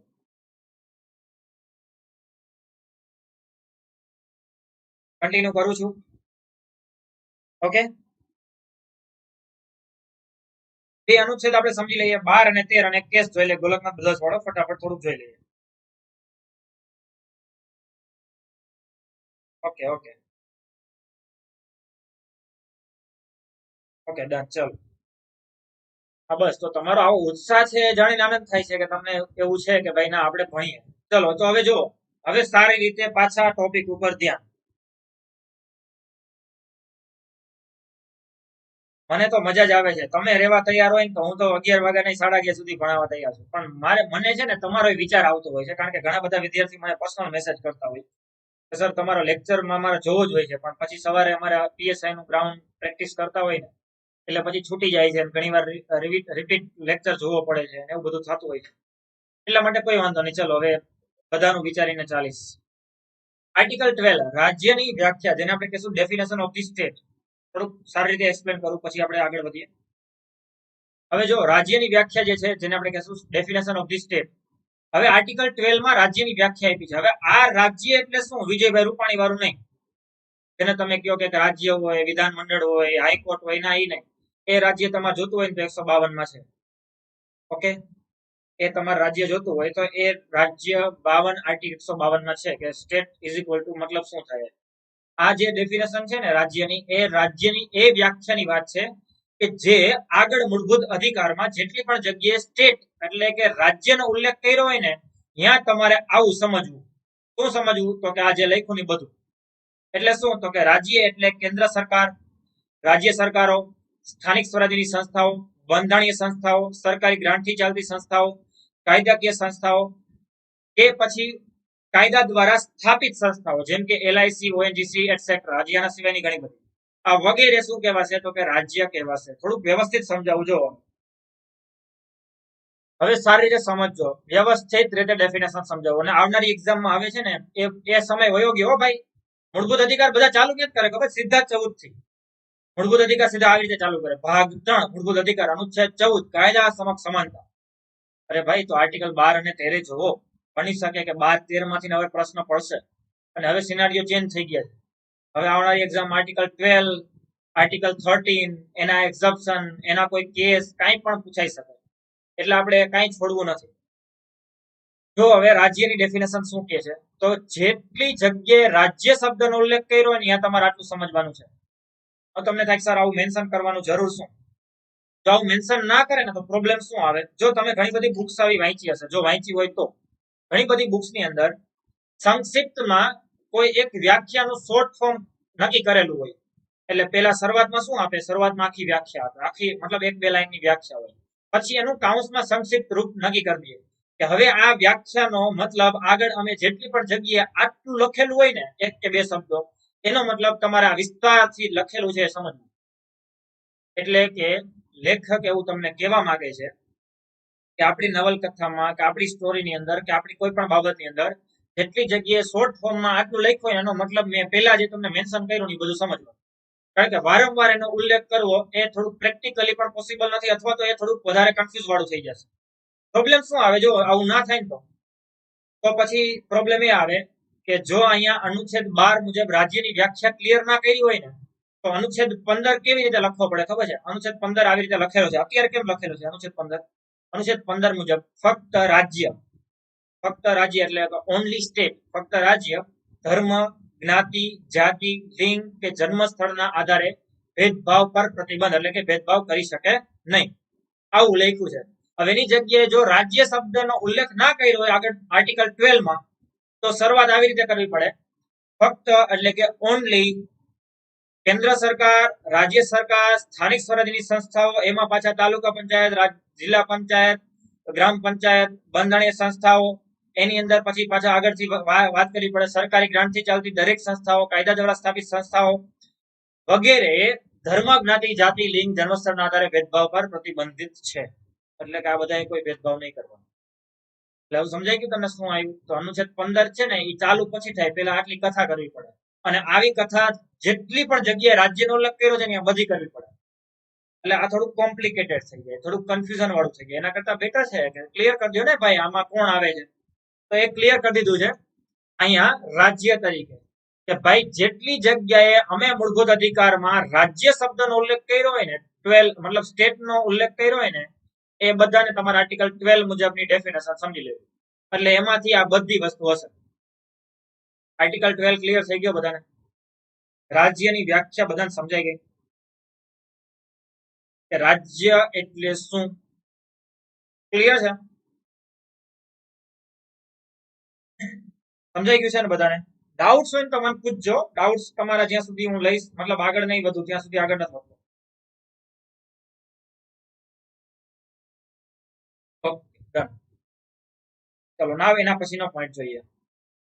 જો મૂળભૂત અધિકાર મતલબ બંધારણ છે ને, આપણે છેક સુધી જોડાયેલા રહેજો. બંધારણ બિન સચિવાલય પેલા 100% પૂરેપૂરો પ્રયત્ન કરીશ કે આપણે બહુ સારામાં સારી રીતે બંધારણ થઈ જાય. બિન સચિવાલયમાં આપણી સ્ટ્રાઇક રેટ 90% ઉપર રહેવી જોઈએ. જેટલા રેગ્યુલર વિદ્યાર્થી છે ને બધા તો ખાસ, જે રેગ્યુલર નથી રહ્યા પછી જોડાય એ બધા પ્રીવિયસ લેક્ચર જોઈ લેજો.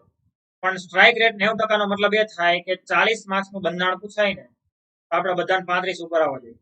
45 નું પૂછાય તો 40 ઉપર આવવા જોઈએ, અને 50 નું પૂછાય તો એવું બનવાનું નથી, તો પછી 45 ઉપર આવવા જોઈએ. બરોબર? પણ આપણે એટલું બધું નથી બોલવું, આપણે જસ્ટ રાખીએ 35-40 માર્ક્સની આસપાસ પૂછાય, એટલે બધા 90% ઉપર સ્ટ્રાઇક રેટ આવી જોઈએ ફરજિયાત. એ લેવલનું આપણે બંધારણ કરી દેવું છે. ચલો, મૂળભૂત અધિકારને વિસંગત હોય તેવા કાયદા બનાવવા અંગેની જોગવાઈ. એટલે કે વિસંગત હોય તેવા કાયદા ન બનાવવા અંગેની જોગવાઈ. એટલે કે તમે કોઈ એવા લો બનાવી શકતા નથી કે જે ફંડામેન્ટલ રાઇટ્સ છે એને અવોઇડ કરે છે, મતલબ એની સાથે વેલિડ નથી અથવા તો ઇનવેલિડ છે અથવા તો માન્ય નથી. તો આ અનુચ્છેદ જે છે રાજ્યને ગેરબંધારણીય કાયદા બનાવતા રોકે છે. એટલે કે તમે એવા કોઈ કાયદા નથી બનાવી શકતા કે જે ઇનવેલિડ છે અથવા તો વેલિડ નથી. એટલે બીજું કઈ નથી, સુપ્રીમ કોર્ટને ચેક કરવાનું છે કે જો એ સુપ્રીમ કોર્ટના માપદંડ મુજબ, જ્યુડિશિયલ રિવ્યુ મુજબ જો એને એમ લાગે છે કે ફંડામેન્ટલ રાઇટ્સ છે એ વિસંગત છે, એટલે કે મેચ નથી થતા, તો એ રદ કરી દેશે. અને જો એ સંગત છે એટલે કે મેચ થાય છે તો ઓકે છે, તો કોઈ પ્રોબ્લેમ નથી. સમજાઈ ગયું? પીએસઆઈ, એએસઆઈ, કોન્સ્ટેબલ, તલાટી, બિન સચિવાલય, જીપીએસસી, ડીવાયએસઓ, જીપીએસસી ક્લાસ 1 2 ની પ્રિલિમ બધું આમ આવી ગયું, કઈ બાકી નથી રાખવાનું. ઓકે, 100% પ્રિલિમ લેવલનું ઓલમોસ્ટ ફાઇનલ. હા, જીપીએસસી ના પ્રિલિમ લેવલનું ચિરાગભાઈ 100% થઈ જશે. મેન્સ માટે એટલા માટે નહીં, કારણ કે મેન્સ નું હું કરાવી દઉં, પણ પછી એના માટે મારે વધારે ડિટેલમાં જવું પડે ને એ પછી થોડુંક વધારે ક્લાસ 3 બિન સચિવાલય માટે થોડુંક બોરિંગ થઈ જશે અને થોડુંક ન્યાય કે નહીં રહે. બરોબર? કારણ કે એનો પછી કોઈ મતલબ નથી રહેતો. પણ પ્રિલિમ સુધી 100% ડેફિનેટલી ચાલે. Okay done. આમે આપણે તો પેલા પ્રિલિમ જ આપશો ને, પછી મેન્સ નો વિચારશું. ચલો નાવ એના પછી આગળ વધીએ. એના પછીનો પોઈન્ટ, અનુચ્છેદ દ્વારા ન્યાયાલયનું કાયદાનું ન્યાયિક પુનરાવલોકન એટલે કે જ્યુડિશિયલ રિવ્યુ કરી શકે છે. એટલે કે જ્યુડિશિયલ રિવ્યુ નો મતલબ એ થાય કે કોઈ પણ કાયદાનું ન્યાયિક પુનરાવલોકન કરી શકે. હવે ન્યાયિક પુનરાવલોકનનો સ્ત્રોત ક્યાંથી લીધો તમને બધાને ખબર હોવી જોઈએ. અમેરિકામાંથી લીધું છે, જ્યુડિશિયલ રિવ્યુ, યુએસએ માંથી. બરોબર? જેને આપણે રિવ્યુ કરવાની વાત કરીએ. ન્યાયિક પુનરાવલોકન આ ભારતીય બંધારણનો મુખ્ય સિદ્ધાંત, બેઝિક ફંડામેન્ટલ સ્ટ્રક્ચર અથવા તો બેઝિક સ્ટ્રક્ચર છે.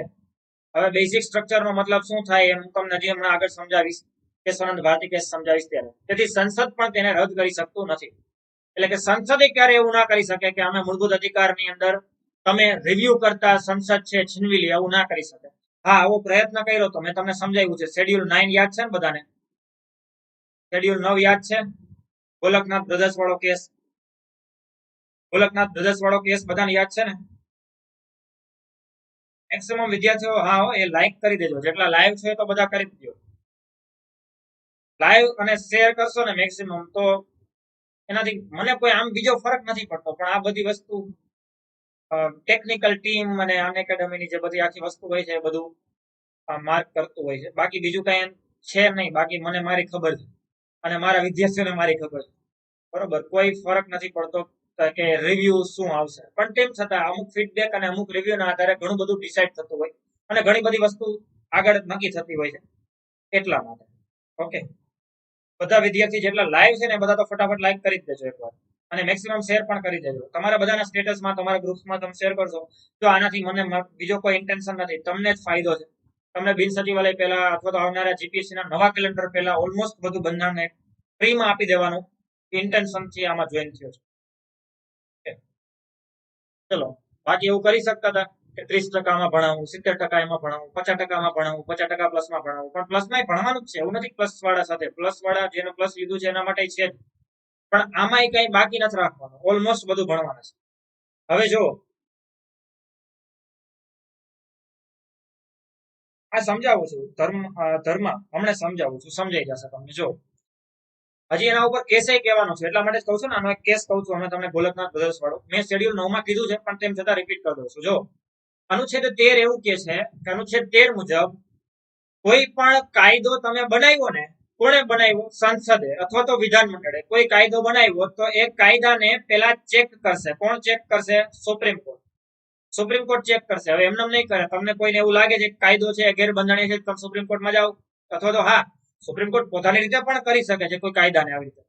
અને જો એ કોઈ કાયદાની અંદર કોઈ એવી બાબતો છે, એક્ઝામ્પલ તરીકે માની લો કે 10 બાબતોમાંથી 2 બાબતો એવી છે કે જે ફંડામેન્ટલ રાઇટ્સનું વાયોલેશન કરે છે, તો એ બાબતોને સુપ્રીમ કોર્ટ છે એ રદ કરી દેશે. એટલા માટે જ એવું કહેવાય છે કે કોઈ કાયદાની સાથે વિસંગત હોય તેવા કાયદા ન બનાવવા અંગેની જોગવાઈ. તમે એવા કાયદા બનાવી શકતા નથી કે જે ફંડામેન્ટલ રાઇટ્સ સાથે મેચ નથી થતા. જો કોઈ કાયદો એવો બનાવ્યો કે જે ફંડામેન્ટલ રાઇટ્સ સાથે મેચ નથી થતો, વિસંગત છે, તો સુપ્રીમ કોર્ટ એને રદ કરી દેશે. હવે સમજાણું કે નહીં?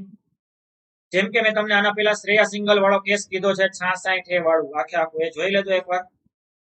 66A વાળું 2 વાર કેસ કીધો છે. એકવાર તો મેં તમને બંધારણ ભણાવ્યું એમાં, અને એકવાર લેટ્સ ટેક ગુજરાત એક્ઝામમાં કરંટ અફેર્સ તરીકેના ટોપિકમાં.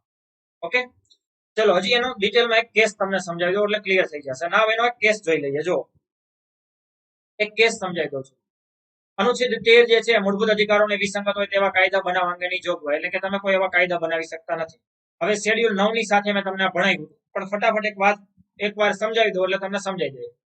હવે ગોલકનાથ આખો એક કેસ બન્યો, તો ગોલકનાથ બ્રધર્સનો કેસ શું હતો એ સમજાવવું એ પહેલા શેડ્યુલ 9 શું છે સમજાવી દો. શેડ્યુલ 9 છે જમીન સુધારણાને લગતો કાયદો, કે એવા કોઈ પણ લો જે છે કે જે એવા રિફોર્મ હોય કે જે લેન્ડ રિફોર્મ છે, એની અંદર કોઈ પણ એવું વાયોલેશન હશે કે જો ફંડામેન્ટલ રાઇટ્સનું વાયોલેશન છે, તો તમે એને can't be challenge on ground of violation of the fundamental rights, એટલે કે તમે એને ચેલેન્જ નથી કરી શકતા. ફંડામેન્ટલ રાઇટ્સના ભંગ બદલ તમે સુપ્રીમ કોર્ટમાં નથી જઈ શકતા કે આ લેન્ડ રિફોર્મ એક્ટ તમારા મૂળભૂત અધિકારનો ભંગ છે. એટલે એક પ્રકારે મૂળભૂત અધિકારની અંદર આ કેસની અંદર સુપ્રીમ કોર્ટના હાથ બાંધી દેવામાં આવ્યા હતા. કોના દ્વારા? સંસદના શેડ્યુલ 9 ઉમેરવાના કારણે. શેડ્યુલ 9 ઉમેરીને સરકારે શું કીધું કે અમે શેડ્યુલ 9 ઉમેર્યું, જે જમીન સુધારણાને લગતો કાયદો છે, એની અંદર એવા સર્ટેન એક્ટ્સ, એટલે કે એવા કોઈ પણ કાયદાઓ હશે કે જે શેડ્યુલ 9 માં છે, એની અંદર સુપ્રીમ કોર્ટની અંદર ક્યારેય તમે ચેલેન્જ નહીં કરી શકો કે આ કાયદાના કારણે મારા મૂળભૂત અધિકારનો ભંગ છે. એટલે કે ફંડામેન્ટલ રાઇટ્સ જે છે એના તમે ચેલેન્જ નહીં કરી શકો. શેડ્યુલ 9 માં જો કોઈ મેટર આવી ગઈ તો પૂરું. એટલે શેડ્યુલ 9 છે ને પ્રોટેક્ટ કરતું હતું લેન્ડ રિફોર્મ એક્ટને, અને આ ઇનડાયરેક્ટલી પ્રોટેક્ટ કરતું હતું અનુચ્છેદ 13 ને આધારે સુપ્રીમ કોર્ટમાં રિવ્યુ કરવામાં. કારણ કે નતર અનુચ્છેદ 13 મુજબ સુપ્રીમ કોર્ટ રિવ્યુ કરશે ને, મેં હમણાં તમને આગળ સમજાવ્યું એમ, અનુચ્છેદ 13 મુજબ સુપ્રીમ કોર્ટ જોવે કે ના આ કાયદો તો મૂળભૂત અધિકાર સાથે મેચ નથી થતો, તો રદ કરી દે. પણ ના, સુપ્રીમ કોર્ટના હાથ બાંધી દીધા. સુપ્રીમ કોર્ટને કીધું તમે બધું ચેક કરો, પણ શેડ્યુલ 9 માં શું છે એ ચેક નથી કરવો. અને સુપ્રીમ કોર્ટને એમ પણ કહી દીધું શેડ્યુલ 9 ના કારણે કોઈ અપીલ આવે અથવા તો કોઈ ચેલેન્જ કરે તો ચેલેન્જ એક્સેપ્ટેબલ નથી, બીકોઝ ઓફ શેડ્યુલ 9 જ અમે એ રીતે એડ કર્યું છે કે જે ચેલેન્જેબલ નથી. હવે જો કેસ શું બન્યું, તો 17th અમેન્ડમેન્ટ થાય છે 1964, અને એની અંદર ઘણા બધા કાયદાઓ એડ કરવામાં આવે છે શેડ્યુલ 9 ની અંદર, જેની અંદર શરૂઆતમાં 13 કાયદા હતા. અત્યારે તો 284 પ્લસ કાયદાઓ છે, પણ આના અંદર આ સુધારા દ્વારા 44 એટલે કે 44 એટલે 44 થી વધુ વધુ એક્ટ જે છે એ એડ કરવામાં આવે છે. કયા સુધારા દ્વારા? 17મા સુધારા દ્વારા. 44 થી વધારે કાયદાઓ એડ કરવામાં આવે છે. અને આના કારણે ગોલકનાથ બ્રધર્સ, જે હેનરી ગોલકનાથ અને વિલિયમ ગોલકનાથ હતા, એની જે જમીન હતી 500 એકર જમીન હતી, અને Punjab security and land tender act પસાર કર્યો પંજાબ સરકાર દ્વારા. અને આવું એક પંજાબ સરકારે નથી કર્યું, આવું ઘણા બધા સરકારો અલગ અલગ કર્યું. કેરળ સરકારે પણ આવું કર્યું. એના કારણે કેશવાનંદ ભારતી કેસ બન્યો છે. એ હજી હું તમને આગળ એ કેસ સમજાવીશ. પણ આ જે કેસ હતો ગોલકનાથ બ્રધર્સ નો કેસ, એ ગોલકનાથ બ્રધર્સ કેસ ની અંદર 500 એકર જમીન સરકાર લઈ લે છે, પંજાબ સરકાર, અને એટલા માટે બંને ગોલકનાથ બ્રધર્સ વયા જાય છે સુપ્રીમ કોર્ટમાં. બીકોઝ ઓફ, કારણ કે એવું કે છે કે અમારા ફંડામેન્ટલ રાઇટ્સ નું વાયોલેશન છે. અને વાયોલેશન છે એના કારણે ખાલી એ ફંડામેન્ટલ રાઇટ્સ નું વાયોલેશન નહીં, એ આ સુધારાને પણ ચેલેન્જ કરે છે કે તમે એવો સુધારો કેવી રીતે કરી શકો કે જે ચેલેન્જેબલ નથી, એવું તમે શેડ્યુલ 9 એડ કરી દો. એટલે સુપ્રીમ કોર્ટને અહીંયા ઘણું બધું વિચારવું પડ્યું. પંજાબ સરકાર દ્વારા કાયદો પસાર કરવામાં આવ્યો, જેને Punjab security and land tender act કહેવાય છે. જેની અંદર ગોલકનાથ બ્રધર્સની 500 એકર જમીન હતી. આ 500 એકરમાંથી 30 થી 40 એકર જમીન આપી, બાકીની એમ કીધું બાકીની બધી જમીન આમ લઈ લઈશ. જસ્ટ ઇમેજિન તો કરો કે અચાનક તમારી જમીન એમ કે સરકાર આવીને એમ કે હવે આ એક મકાનમાંથી એક મકાન તમારું, એક અમારું. જોકે ચાઇનામાં આવું થઈ ગયું, ખબર છે બધાને? ચાઇનાની અંદર સરકારે આવી જાહેરાત કરી દીધી કે જે સંપત્તિશાળી વ્યક્તિઓ છે એ બધાની જમીન લઈને ડિવાઈડ કરી દેશું પાછા. હવે એ એટલા માટે બીકોઝ ઓફ કોમ્યુનિઝમ. હવે કોમ્યુનિઝમ શું છે એના ઉપર મેં ચર્ચા કરી દીધી છે. You know very well that, બરોબર? તમને બધાને સારી રીતે ખબર છે. ખાસ તો જે જૂના વિદ્યાર્થીઓ પહેલેથી જોડાયેલા છે એને ચાઇનાની સામ્યવાદી પોલિસી વિશે ખબર હશે. મેં આમુખની અંદર એ સમજાવેલું છે કે સામ્યવાદી પોલિસી, માઓ ત્સે કોણ છે, આપણા માઓવાદી કોણ છે, આપણા નક્સલવાદી કોણ છે, બધું ખબર હશે. ખબર છે ને બધાને? જે જૂના વિદ્યાર્થી છે એ બધાને ખબર હશે. તો એ ચાઇનાના આખી વસ્તુ અલગ છે, પણ આપણે પાછા આપણા ટોપિક ઉપર આવી જઈએ તો 30 થી 40 એકર જેટલી જમીન જે છે એ સરકાર હસ્તગત લઈ લીધી. બાકીની બધી જમીન છે, મતલબ એટલી જમીન રાખી, બાકીની જમીન સરકાર હસ્તગત લઈ લે. એટલે આ બંને ભાઈઓ વહી જાય સુપ્રીમ કોર્ટમાં, ભાઈ આવું ન હાલે યાર, અમારી 500 એકર જમીનમાંથી તમે એમ કહો 30-40 એકર રાખો, બાકી બધી લાવો, તો અમારા ફંડામેન્ટલ રાઇટ્સ નું વાયોલેશન છે. તો તમને સાહેબ સર કયા ફંડામેન્ટલ રાઇટ્સ? વિચારો, અનુચ્છેદ 31 ત્યારે હતો. અનુચ્છેદ 31 રદ ક્યારે થાય છે? 44માં સુધારાથી 1978. તો આ વાત ક્યારે છે? આ વાત ક્યારની છે? 1964 ની. 1964માં ફંડામેન્ટલ રાઇટ્સ હતો. Right to property it's your fundamental rights. ક્યારે? 1964માં. એટલા માટે આ ચેલેન્જ કરે છે. અને બીજું ચેલેન્જ કરે છે 17મા સુધારાને પણ 1964માં, કે તમે કોઈ અપીલ ના કરી શકો અને સુધારો કરીને તમે આવું કરી નાખો, અચાનક જમીન લઈ લ્યો, ન ચાલે. સુપ્રીમ કોર્ટે કીધું કે પાર્લામેન્ટ ક્યારેય ફંડામેન્ટલ રાઇટ્સ ની અંદર ચેન્જીસ કરી શકતું નથી. હવે જો આના પહેલાનો પણ એક કેસ બનેલો છે, શંકરી પ્રસાદ વર્સિસ યુનિયન ઓફ ઇન્ડિયા. હવે એક કેસ હું બધા કેસ અત્યારે કહી દઈશ તો આગળ મજા નહીં આવે, બરોબર? એ હું તમને આગળની વાત અમને કરું છું કે આપણે ઘણા બધા કેસ છે ને જોવાના છે. એ કેસ હું તમને સમજાવીશ ત્યારે શંકરી પ્રસાદ ને ઘણી બધી વસ્તુ છે એ તમને ચર્ચા કરશું આપણે. The fundamental rights.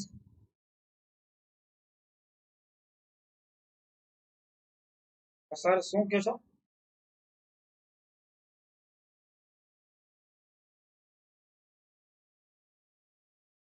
હવે એ તો લેન્ડ રિફોર્મ એક્ટ મુજબ જોવું પડે મારે. એ તો મને બંધારણીય વાત નહીં હોય તમે જે કહો છો એ. ગણોત્તર ધારાની જે તમે વાત કરો છો ને એ કોઈ લેન્ડ રિફોર્મ એક્ટ. હવે એ તો આખી લીગલ મેટર છે પ્રોપર્ટીની, બરોબર? એમાં વારસદારનું શું હશે, કે વિધવા છે એની પ્રોપર્ટી ગણાય કે નહીં. બીકોઝ જો પેલા જે વાત હતી આખી ફંડામેન્ટલ હતી, તો ત્યાં સુધીની વાત હતી ત્યારે આખી વસ્તુ અલગ હતી. બટ હવે એકચ્યુઅલમાં કોઈ એક્ટ મુજબ શું જોગવાઈ છે તો તમારે લીગલી કોઈ એક એડવોકેટ હોય ને એને પૂછો તો વધારે સારું. ઓકે ઓકે, ચલો. નાવ એના પછી વાત કરીએ શંકરી પ્રસાદ વર્સિસ યુનિયન ઓફ ઇન્ડિયા. તો શંકરી પ્રસાદ વર્સિસ યુનિયન ઓફ ઇન્ડિયા છે ને, એની હું તમને આગળના કોઈ કેસમાં ચર્ચા કરશું આપણે. પણ એ કેસમાં સુપ્રીમ કોર્ટે એવું કીધું હતું, જો આ એક ખાસ ધ્યાન આપજો. શંકરી પ્રસાદ વર્સિસ યુનિયન ઓફ ઇન્ડિયા કેસની અંદર સુપ્રીમ કોર્ટે એવું કીધું હતું કે તમે સંસદને સત્તા છે કે બંધારણની અંદર ફંડામેન્ટલ રાઇટ્સની અંદર પણ એ ચેન્જીસ કરી શકે છે. ત્યારે અહીંયા ચેન્જ ફેરવી નાખ્યો કે મૂળભૂત અધિકારનો ભંગ કરી શકે નહીં. એટલે કે સંસદ જે છે ફંડામેન્ટલ રાઇટ્સનો ભંગ થાય એવા કોઈ કાયદા બનાવી શકતું નથી. અને આવું કયા કેસમાં કીધું? ગોલકનાથ બ્રધર્સ કેસમાં. પણ અહીંયાથી જ પ્રસંગ શરૂઆત થઈ જાય છે. કોન્ફ્લિક્ટ જેને કહીએ ને આપણે, વિવાદ. સરકાર અને સુપ્રીમ કોર્ટ આમને સામને આવી જાય છે અહીંયાથી. એટલે આમ તો શંકરી પ્રસાદ કેસ થી જ આવી જાય છે, પણ પછી ગોલકનાથ કેસ, પછી ભારતીય જનતા વર્સિસ મૈસૂર રાજ્ય, પછી એ બધા કેસ તમને હું કહેતો રહીશ. પછી આગળ જતા મિનર્વા મિલ્સ કેસ, પછી એક અલ્ટિમેટલી સમાધાન થાય છે કેશવાનંદ ભારતી કેસમાં થાય છે. પણ એ કેસ છે ને હું ટોપિક વાઇઝ પણ કેસ લેતો જઈશ અલગ અલગ, અને પછી આપણે એક સેશન એવું રાખશું જ્યારે તમને બધા કેસ અલગ અલગ ટોપિક મુજબ ખબર પડી જાય ને કે આ કેસ શેડ્યુલ 9 સાથે રિલેટ કરે છે, આ કેસ 13 સાથે રિલેટ કરે છે, આ કેસ 25 અને 26 સાથે રિલેટ કરે છે, બધા ભણાઈ જાય ને પછી બધા કેસનો આખો એક લેક્ચર લઈ લઈશું કે જેમાં બધા કેસને આપણે જોઈ લેશું, પછી ફરી પાછા રિકોલ કરતા જશું કે આ કેસ તેને રિલેટેડ છે. ઓકે, કારણ કે કેસ ઉપરથી ક્વેશ્ચન પૂછાય છે, ખાસ તો જીપીએસસી માં તમને ખબર છે ડીવાયએસઓમાં બધામાં કયા કેસમાં સુપ્રીમ કોર્ટનો શું ચુકાદો હતો અને શું વ્યાખ્યા કરી એ પૂછાતું હોય છે. અનુચ્છેદ 13 માં આપેલા લો શબ્દને, જો આ ખાસ યાદ રાખો, લો શબ્દને પણ પરિભાષિત કરીને વ્યાખ્યાયિત કરવામાં આવ્યો અને કીધું કે 1951 માં જે ચુકાદો આપ્યો તો એમાં ક્લિયર કરી દીધું કે અનુચ્છેદ 368 મુજબ સુધારો કરી શકાય છે તેવો આપવામાં આવેલો ચુકાદાને પણ રદ કર્યું અને સુપ્રીમ કોર્ટે ક્લિયર કરી દીધું કે ભાઈ લો શબ્દનો મતલબ ખાલી કાયદો નથી. તમે અમેન્ડ કરશો ને, અમેન્ડ એટલે કે 368 મુજબ સુધારો, તો એ પણ અમે ધ્યાનમાં લેશું. પણ આગળ સુપ્રીમ કોર્ટ, તમને ખબર છે સુપ્રીમ કોર્ટ આવી હળી કરે એટલે આગળ શું થાય, સરકાર હળી કરે પછી એ સુધારા કરશે, એ સુધારો કરીને એમ કહેશે કે ના અમે તો આવું કરી શકીએ. પછી 42 માં સુધારો થાય છે, તમને ખબર છે 42 માં સુધારો, એ સુધારો જ્યારે થાય છે ત્યારે પછી એ રીતની વાત આવે છે કે ભાઈ સરકાર બધું કરી શકે. અને પછી કેશવાનંદ ભારતી કેસમાં સુપ્રીમ કોર્ટ ક્લિયર કરી દે છે કે ભાઈ તમે સર્વોચ્ચ નહીં ને અમે સર્વોચ્ચ નહીં. વચ્ચે જે મિનર્વા મિલ્સ કેસ આવે છે ને એમાં તો સુપ્રીમ કોર્ટ એમ કે છે, કારણ કે સરકાર એવો પક્ષ રાખે છે કે અમે ડીપીએસપી ના ઉલ્લેખના આધારે જ્યારે અમારે કોઈ પ્રોપર્ટી સમાન રીતે વહેંચણી કરવી છે તો અમે લેન્ડ રિફોર્મ એક્ટ લઈ આવી જ શકીએ, એમાં તમે અમને ન રોકી શકો. તો સુપ્રીમ કોર્ટ ત્યારે થોડુંક બેલેન્સ રાખવાનું કહે છે કે ભાઈ તમે કરો ડીપીએસપી મુજબ, નો ડાઉટ વેલફેર સ્ટેટની સ્થાપના કરવા માટે તમારે આવું કરવું પડે, નતો તો પછી કોઈ પ્રોપર્ટીને તમે મતલબ એક્વાયર નહીં કરી શકો તો તમે બીજાને વેચી જ નહીં શકો, એ વેલિડ છે પોઈન્ટ. પણ એમાં તમારે બેલેન્સ સાધવું જોશે, એટલે કે ફંડામેન્ટલ રાઇટ્સ અને ડીપીએસપી બંને વચ્ચે બેલેન્સ, સમાધાનકારી અથવા તો બંને વચ્ચે બેલેન્સ હોવું જોઈએ, સંતુલન જાળવવું જોઈએ, આવું કીધું હતું મિનર્વા મિલ્સ કેસની અંદર, જે 1980 નો કેસ છે. એ પણ હું તમને આગળ સમજાવીશ. પણ અહીંયા સુધીમાં આઈ હોપ કે તમને બધાને સારી રીતે સમજાઈ ગયું છે આર્ટિકલ 12 અને 13. હવે કઈ ડાઉટ હોય તો પહેલા મને પૂછો. તો આપણે 9:30 સેશન શરૂ કર્યું હતું તો 1.5 કલાકનો મસ્ત લેક્ચર આપણે 11 વાગ્યા સુધી લીધો, બસ આટલો ફરક પડે છે. ઓલું 10 વાગે ચાલુ કરીએ ને પછી થોડો ઘણો ટેકનિકલ ઇસ્યુ આવે, ક્યારેક કોઈ બીજા પ્રોબ્લેમ આવે અને 10 નો 10:15 લેક્ચર થઈ જાય, ક્યારેક 10:30 કરવા પડે અને પછી એ લેક્ચર આપણે 11 સવા 11 લઈએ ને એટલે એમ થઈ જાય બસ હવે ઘણું રાખીએ. પણ આજે જો ઓલમોસ્ટ આપણે મેક્સિમમ 1.5 કલાકનું સેશન લઈ શક્યા. બસ બેનિફિટ્સ આ છે થોડોક અડધી કલાક વહેલું કરવાનું. તેમ છતાં તમારા બધાના ઓપિનિયન, તમારા બધાના પોઈન્ટ ધ્યાનમાં લઈને આપણે કંઈક ડિસિઝન લેશું.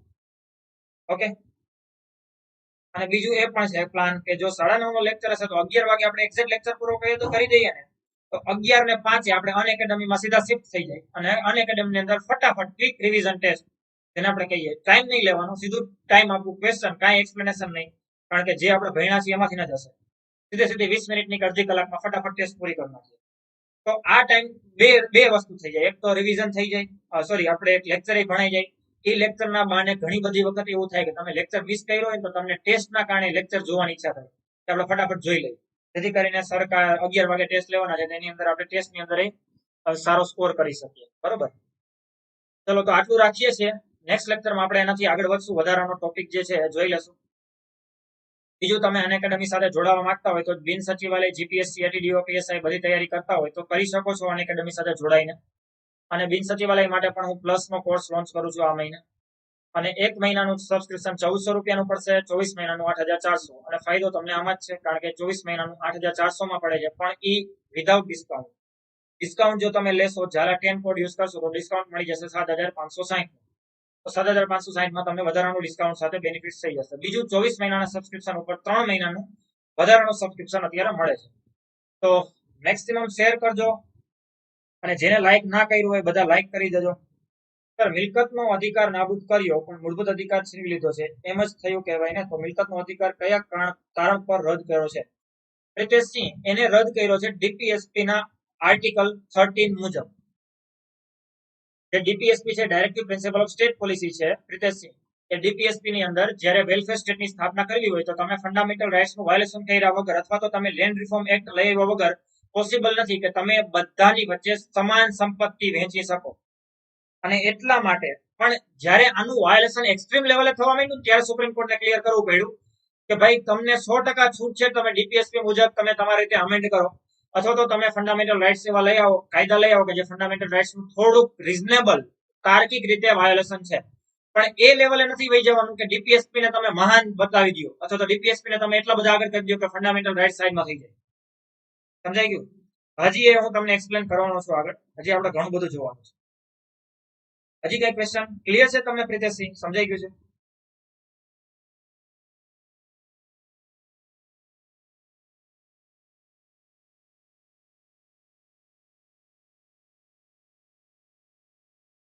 સ્વતંત્ર ભારતનો ફ્લેગ કોણે ડિઝાઇન કર્યો? આઈ થિંક પિંગલી વેંકૈયા હતા કે જેને સ્વતંત્ર ભારતનો મતલબ જે ફ્લેગ છે ડિઝાઇન કરેલો છે. લગભગ પિંગલી વેંકૈયા જ હતા. પછી એક્ઝેક્ટ કદાચ શ્યોર ના હોય તો તમે કોઈ કોમેન્ટ લખી નાખો. કેવી મજા આવી લેક્ચરમાં? આજના સેશનમાં કેવી મજા આવી? પિંગલી વેંકૈયા જ ને? Okay done. ચલો, કેવી મજા આવી લેક્ચરમાં? બધાનો રિસ્પોન્સ શું છે? હવે બીજું એ કહેવાનું કે હમણાં જ લેક્ચર હું મતલબ કાલે જ લેક્ચર એક અપલોડ થશે જે આઈઆર ઉપર છે, ઇન્ટરનેશનલ રિલેશન ઉપર, જે ચાઇનાએ અત્યારે મ્યાનમાર સુધી રેલવે લાઈન અથવા તો જેને કહેવાય સી રોડ રેલ લાઈન જે છે એ ડેવલપ કરી છે. તો એના પોઈન્ટ ઓફ વ્યૂથી ઘણો બધો એક મસ્ત લેક્ચર રાખવો એરેન્જ કરી, મતલબ રેકોર્ડેડ લેક્ચર છે જે કદાચ મેક્સિમમ 30 મિનિટથી વધારે નહીં હોય. એ લેક્ચર તમારે કાલે બધાને જોઈ લેવાનો છે. જેટલા વિદ્યાર્થીઓ લેક્ચર નથી જોયો માલાબાર એક્સરસાઇઝ વાળો, એ બધા પણ જોઈ લેજો. મેક્સિમમ શેર કરી દેજો. જો તમારી બધાની હેલ્પ એ રીતે મારે જરૂરી છે કે તમારો બધાનો અત્યારે જે અહીંયા પ્રેઝન્ટ છો ને એ બધાની તો સપોર્ટ છે જ, નો ડાઉટ. અત્યારે બધા બંધ કર્યું, બાકી અત્યારે છેલ્લે સુધી 90 વિદ્યાર્થી લાઈવ હતા. રાતના 11 વાગીને 12 મિનિટે 90 વિદ્યાર્થી લાઈવ હતા. બહુ સારી વાત છે. તમારો સપોર્ટ એ રીતે કે તમે પણ આને મેક્સિમમ શેર કરજો તમારા ગ્રુપ્સની અંદર, તમારા સ્ટેટસની અંદર તમે ચડાવી શકો છો, જેથી કરીને બીજા વિદ્યાર્થીઓને પણ આ લાભ મળે. બીજો કોઈ ઇન્ટેન્શન અહીંયા નથી.